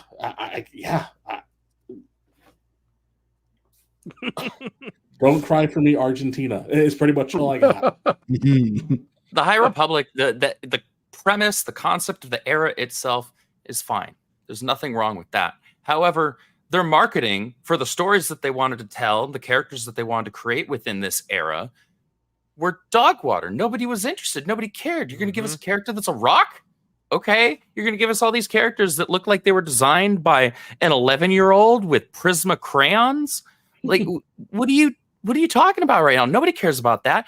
You could have sold Star Wars fans and normies, general audiences, on the idea of the High Republic. It wouldn't be that difficult. I know this for a fact because there's an example of it working, and that's in Respawn Entertainment's Jedi Survivor. This is the sole instance of the High Republic working. Why? I was going to say that. Because Respawn's story team, they're basically told by Lucasfilm Story Group, you can't mess with this thing over here. Do your thing. Like, they have somebody that proofreads to make sure they're not like screwing with lore, which is hysterical because Lucasfilm screws with lore. And then they just kind of let them have at it. And the people over at Respawn understand the assignment when it comes to Star Wars. And so they put out something that involves the High Republic. It doesn't take place in the High Republic, but there are story elements for Jedi Survivor that utilize the High Republic and some characters that they created, original characters for this game. And you know what? they created interesting characters, an interesting story, and really cool locations. And it's just overall, I mean, they're the only Star Wars thing that I typically look forward to at this point is whenever they announce a new Jedi game with Cal Kestis, who has become one of my all-time favorite characters. But it's just a matter of just have good writing. That's it. It's not good writing is not easy to do, but it's easy to sell something if you have a good premise and good writing attached to it. If it's something that people actually want, they'll buy it. Absolutely, and I have a feeling they're not going to be interested in Mick Jagger starring in Star Wars Outlaws real soon. But Kevin, people are very interested in your takes, and I know that you've got to hop off. Glad you were able to stick around long enough to get your opinion on this scoop. Kevin, tell the folks out there where they can find you and what you're up to on this great, big, beautiful web. Sure. You guys can see me in about an hour with Marv on Toonie Talk TV and Toonie Town Wrestling. You can catch me on Twitter at War Dog Apollo, and I guess soon I'll be launching my my HR Twitter. I don't have a name for it yet, but one day I'll tell it to everybody because yes, this antagonistic human being has a career in HR. I'm lucky that I work with Southerners. But other than that, thank you for having me on. This has been an absolute privilege and an honor. You guys do fantastic work here. I've been peeking in on the channel for years, and it's been a joy. It's been a joy. This was a lot of fun for me. Well, Kevin, we hope to have you back soon, and it was an honor on our side as well. Hope folks will go check out all of your content and go over and join in the Toonie Townness that is you and Marvin later today. Thank you, Kevin. Thanks so much. Take care, guys. Bye. All right, as we continue on, folks, let's take a look and see what is it that will still make it out of the content if this rumor is to be believed. Right here out of Wokipedia, and yes, we intended. I can't believe I never thought of that before. We've got this list of all the future Star Wars books coming out. Let's take a look at these. High Republic Beware the Nameless will come out this month. We've got 2 Young Jedi Adventures that'll sell nothing. Queen series. Okay, then we get High Republic again in September. The High Republic Tears of the Nameless, which, by the way, should be the new code word for Lucasfilm. Star Wars Insider presents, Star Wars The Secrets of Clone Troopers, Mace Windu, Star Wars Insider, High Republic Starlight Stories. It'll be in October. Like every month, they're releasing this worthless thing that is High Republic. Another thing, October 29th. And then they're not releasing another High Republic. Let's see. High Republic, February 18th, 2025. We get High Republic Tales of Enlightenment. In March, High Republic Temptation of the Force. What? And April 1st. Oh, come on, Star Wars. Don't release on April 1st. Okay. Actually, you know what? It's Claudia Gray. It's apropos. High Republic Into the Light. Some of you out there will get that joke. If you knew Claudia, you definitely would get the joke. High Republic Valiant Vow comes out May 6th. High Republic Tempest Breaker comes out May 13th, 2025. So, guys, there's nothing listed for future novels after the middle of May of 2025. Now, we have some more scoops on the way over the weekend, but I just want to point out to people that you should pay very close attention to the fact that we have 6 months to 7 months of content scheduled for Lucasfilm in print form, and that's it. It ends. I'm just telling you all out there that you should pay attention to that because it matters. And I can't say anything else yet, and it's driving me crazy. But I will say that they've got about 6 or 7 months of High Republic stuff that they've got to get out the door.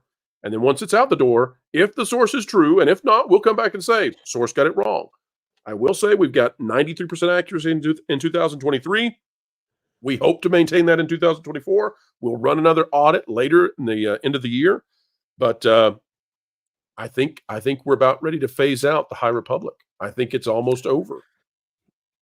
Yub nub, eat chalk, yub nub. Like, good. Yeah. Thank goodness. It's this was a failure from the start. You knew that this was going to be a failure because when the High Republic was coming out, there was no talk about, oh, we're going to tell such amazing stories. Oh, it's going to be such great content. It was, oh, look how diverse this is going to be. And whenever they start talking about how diverse something is going to be, and don't just let something breathe and show you it for what it is, that's when you know that this story is going to be paper thin. There's nothing else to it besides the diversity. And Andrew hit the nail on the head in about Jedi Survivor. That was the only implementation of the High Republic I've ever seen that worked.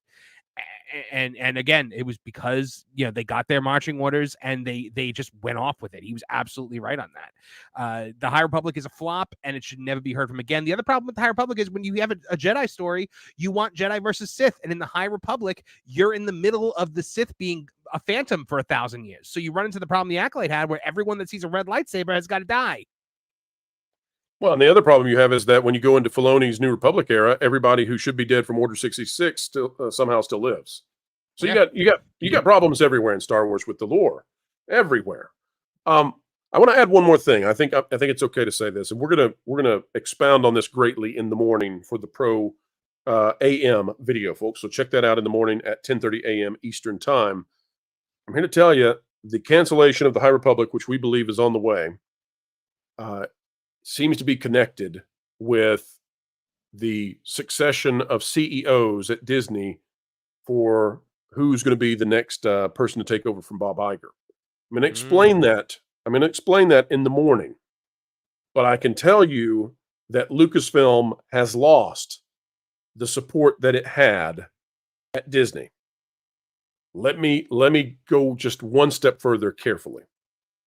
In the past, we have been told that Alan Bergman, who is the head of the movie side of things at Disney, head of all of it, right? He's above Feige and above Kathleen Kennedy. And we have been told in the past that Bergman is not necessarily a fan of Kathleen Kennedy, not necessarily a fan of what happened to Star Wars.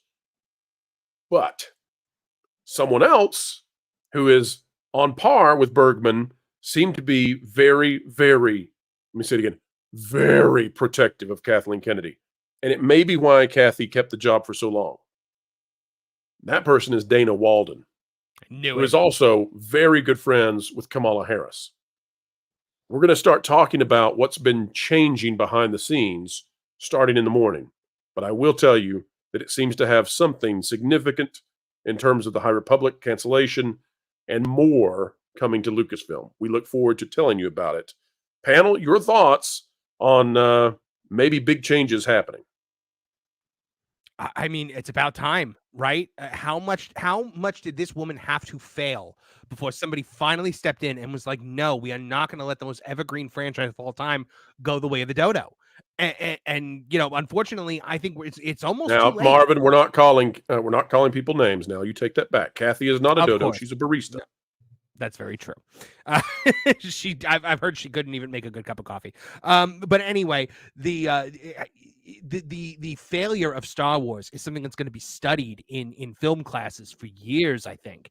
And it's just a matter of like I always say, concept to creation takes so long in Hollywood. By the time we get to a point where we can actually start to course correct this thing, is there anything going to be left to save? And that's the question. I think maybe Star Wars has to go dark for a few years. And then what I've been saying for years, once Kathleen is gone, the only way forward is forward. You jump 100 years into the future, 500 years into the future. You go to a spot where the Jedi can be ascendant again, where, you have Jedi all over the galaxy and you can tell new stories with new characters that have nothing, that's not going to run into anything. The Mandalorian is always going to eventually run into the First Order. Anything between episodes 3 and 4 are always going to run into the original trilogy eventually. You need room to breathe and to create. Or my mom had a funny comment. And I quote, "Tell them they could pull a Dallas and have everything a dream." Well, holodeck it would be a nightmare. It would be a nightmare at this point. Take off that nightmare. What did I say on the show the other day, Pro? It was going to be like Newhart. Luke Skywalker's going to wake up and be like, I had this dream. There was this girl and she was so good at everything. Yeah, absolutely. One person who is going to have an awful time with all of this, of course, is Space Dave. Space Dave, I'm so sorry that you're losing Geode. I know that you loved that character. He was my mentor, man. I read that series just to get inspiration from Geode and what to do. A with my rock, a life foundation, indeed. Yeah, he's like, don't build your igneous house on pun. sand, build it on Geode. So a solid friend whenever you needed him. yeah, he doesn't talk much, but Unless he's around kids, in which case you don't want him to talk anymore. I mean, Bad Geode. I agree with Marvin. I think Lauren has said before, and he's wise man, is that you just park this franchise for 10 years, let a generation kind of forget about it, including us, and then bring it back, in luster. And I would think the only other option would do maybe go old school and go the Knights of the Old Republic route. That would be the only thing I think you could do to I trust them to touch that. Yeah, I don't trust them too much, but never. Don't we've let all them said anywhere near it. before, yeah, that's right. If she's gone, you still have everybody that was underneath her that was the Yes Woman people. So how are you going to get rid of all of them? And then you got to rebuild. It's not just rebuilding the franchise; it's rebuilding LucasArts, Lucasfilm, and all of the other parts of it. And that is going to take a lot of work, and you got to kind of get rid of all the toxicity in that place and then replace it. But I don't see that happening anytime soon. There's not a lot of hope, and it's a sad thing because Star Wars was my childhood, a lot of other people's, and they just, I guess Kevin said, "Look what they've done to my baby boy." I'll give everybody a bit of hope, while at the same time acknowledging I don't think they're going to fix it anytime soon. In regards to what we're going to be talking about in the morning and beyond, folks, I want you to pay attention to what they're doing at Disney parks. They're getting rid of the story for Smuggler's Run, and they're replacing it with Mandalorian and Grogu, despite the fact that they don't fit in the timeline of that part of the park. They're going to be phasing out a lot of stuff. Keep that in mind. We'll talk more about it tomorrow. High Republic, the first seeming casualty to changes on the way. All right, folks, it's time to get to some super chats. Here we go. Terranese Mac for 5. I remember the excitement after the first Iron Man. If Fantastic Four is a flop, which it probably will be, no one will care about Doctor Doom, even if RDJ is involved. Well, Terrence, that is a very wise thing, a great observation you've made, and I would suggest that Fantastic Four is as important to Marvel as Superman Legacy is to DC. Mm-hmm. Both of those have to succeed, or both franchises are in deep trouble right off the bat. And it's a legacy name. It's a legacy character. It's a legacy franchise. I think it's going to open big, and if it gets good reviews and there's generally good word of mouth, I think it's going to have legs. But it's all going to matter on how it's perceived. It's got potential. Indeed. Clive Griffiths for 2. I'm enjoying Black Myth Wukong right now. But are you better than Marvin? Anybody is. I'm stuck on like the second boss for like 2 days. So Marvin's like the kid who doesn't know yet you can invert or change the controls on the thumbstick. Why is up, not down? It's called the White Clad Noble, and he's kicking my tail, my literal tail. Have you tried health potions? Yes, and I run out of them very quickly. That's a problem. So you tried not getting hit in the first place. Parry, Marvin, parry. Satan's Retribution for 35. It's not exactly a firing, but contract deadlock. CBS needs to buy out, and Skydance paying Paramount's loans off due next week. And they're saying, heck to the HELL, hell no to ST, which is Star Trek, indeed. Mm-hmm. All right, well, we shall see how things go. Back with Retribution. Chris Gore making Acolyte Season 2 with toys and AI. I could see him doing that. It would be better. It would be a better show. Well, they did the Star Wars funeral. Maybe Chris is going to do a like a zombie apocalypse now for Acolyte. We shall see. Tennille 89 for 2. High Republic dead. Oh no, my toilet paper supply. Yes, and however will we make it without all those wonderful paperweights? I was thinking, Pro, they should probably pull an Atari and do what they did with all their ET copies and just bury it in the desert somewhere. I think any copies they have of High Republic, just take your losses, bury it in the desert, and forget about it. Right? Space Dave, we don't have construction equipment big enough yet. We're working on it. That's true. The whole necessities are too large. Jeremy Winfield, member for 14 months. Goodbye, Lucasfilm. You won't be missed. Andrew M. for $1.99. I founded the new CEO of Disney. My pet, Rock. Well, please don't let it be Geo. Please, please. Daniel 89 back again with 2. What are the wider implications of it ending? Well, if it ends, you would have to presume that they have to go to other times in Star Wars and begin writing and doing stuff with that. They're not going to simply let the franchise sit dormant. And also, there's nothing more definitively Kathleen Kennedy than the High Republic. I mean, it's got her fingerprints all over it. A failure of the High Republic is a failure of Kathleen Kennedy.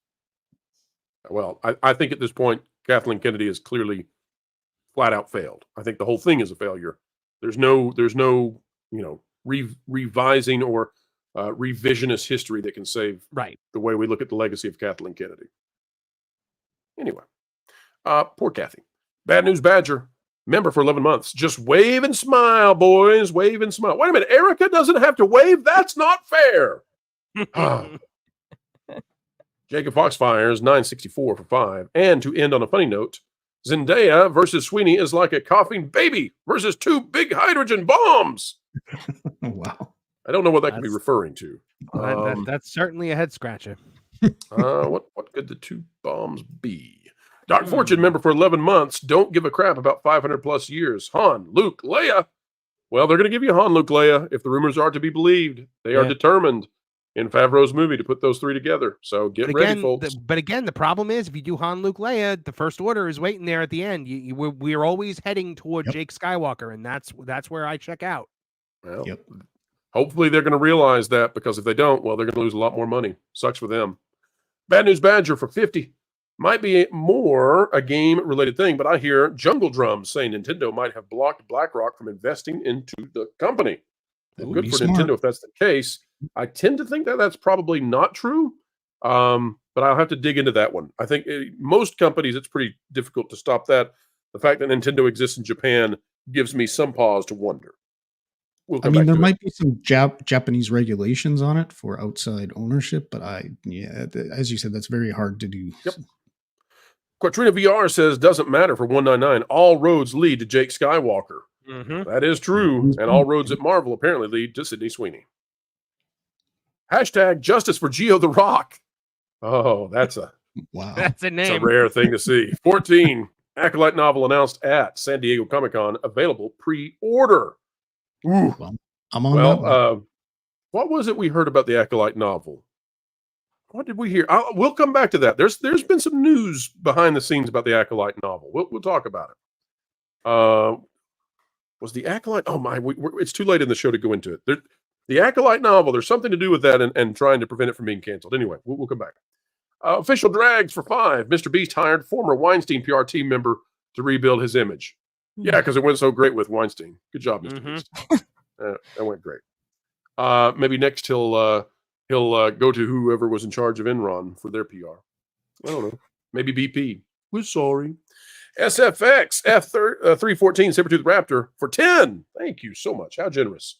My opinion on if Star Wars could recover is go dark a few years, then do an accurate KOTOR, that's Knights of the Old Republic, with Keanu Reeves as Riven. Snipes as Bindu. Must have good writers and good director in control of it. By the way, I'll tell you on Wesley Snipes, there's some movement now to try to have him be Blade going forward with Marvel. Sprinkle the irons hot. That'd be a smart idea. Mm-hmm. We've got Views with Hughes, Agenda Free News. And by the way, folks, if you're not subscribed to Views with Hughes, get over there. Hey, all. Hey, pro. Miss you all. Well, Views with Hughes, a.k.a. Hughes, we'll be reaching out. I got to get you back on the show maybe next week. So hang tight. We'll reach out and see if we can connect. And TLJ Screwjob, member for 16 months. Marvin, I check out at Hans. The Force Awakens blanked up first. Yeah, yes, Han's indeed. death. Well, Han's death was, I saw it coming from a mile away because Harrison Ford was very vocal about wanting Han to die. But yeah, he didn't have to go out like that, though. It was the worst possible way. Death. He should have gone out, like a hero, like sacrificing himself to help his friends. But whatever. That's right. What a All right. Well, it is time for us to prepare to part ways, folks, but don't go away because we are going to be sending you to Vacation Radio 1 hour of brand new original Halloween music to get you in that spooky sensation for all of your celebrations coming out in October. So hang tight. We're going to send you over there. And by the way, your support of Vacation Radio is a huge thing because it allows us to launch all of that original content we're excited about. So when we redirect you, if you would be so kind, just leave it playing. It's going to be lasting for 6 hours. Just let it play the whole 6 hours and help us get this monetized. When we started this, we never knew how difficult YouTube makes it to monetize a radio station. Man, do they make it difficult. They will not count almost any type of video. So we're having to do this in the most strange way. But we know that you all are here to help us on our way, and we greatly appreciate it. And we think you'll like the music, too. Some of the lyrics are really, really funny and clever. And kudos to the team who's been working on this. It was a marathon session to get this thing ready for today, and we're very, very proud and pleased and happy with all the people who work on Vacation Radio and the future rock station that's coming out hopefully in November. Before we go, I want to toss it over to Andrew and say, Andrew, tell the folks out there where they might see you on this great, big, beautiful web real soon. Well, you can find me over on Twitter and over at the Rippaverse. I'm the creative manager, lead editor over there, as well as social media manager. We've got a lot of books on the way, a lot of great original content for people. So if any of you all out there are either tired of the tripe from the big two, or you're interested in getting into comics, but the big two are kind of daunting with decades upon decades of lore to dive through, maybe give us a shot. We've got a $5 sale going on right now where you can get some of our first releases for only $5, and that ends tomorrow night at midnight. So dive on in. And Marvin, I believe you have a show later today. Yes, 8 p.m. tonight, Eastern Standard Time, over on Tooneytown TV. We are doing our 2,500 subscriber celebration. In only 3 months, we've hit 2,500 subscribers. I could not be more thrilled and honored. And I think a lot of that has to do with your great audience over here, Pro, and the platform that you've given me. And I'm eternally grateful for that. So we're going to be talking about a lot of different stuff tonight. We're going to be talking about the Acolyte going down. We're going to be talking about some interesting things about the new Spider-Man cartoon, Chick-fil-A starting a streaming service, a whole bunch of things that are just too weird to comprehend. And we're going to be talking about it all tonight on Toonie Talk TV over on our Tooneytown TV channel. It's going to be me. It's going to be Kevin. I believe Lou Osman's Ghost stopping in, Martin Stone, a whole bunch of our favorite cast of characters, and hopefully some that I don't even know about yet. Sounds fantastic. Folks, also make sure to continue tuning in here to find Erika, as well as some of our other friendly channels where she might be appearing. And Space Dave 2000 is with Dr. Michael doing a new channel. You can find that linked on my X account in my most recent posts, as well as Space Dave being on that game place. Folks, no outro today because we've got to go away to get you over there so you don't miss any of the music. We'll see you real soon. Take care and enjoy the spooky sounds of Vacation Radio. Everyone away!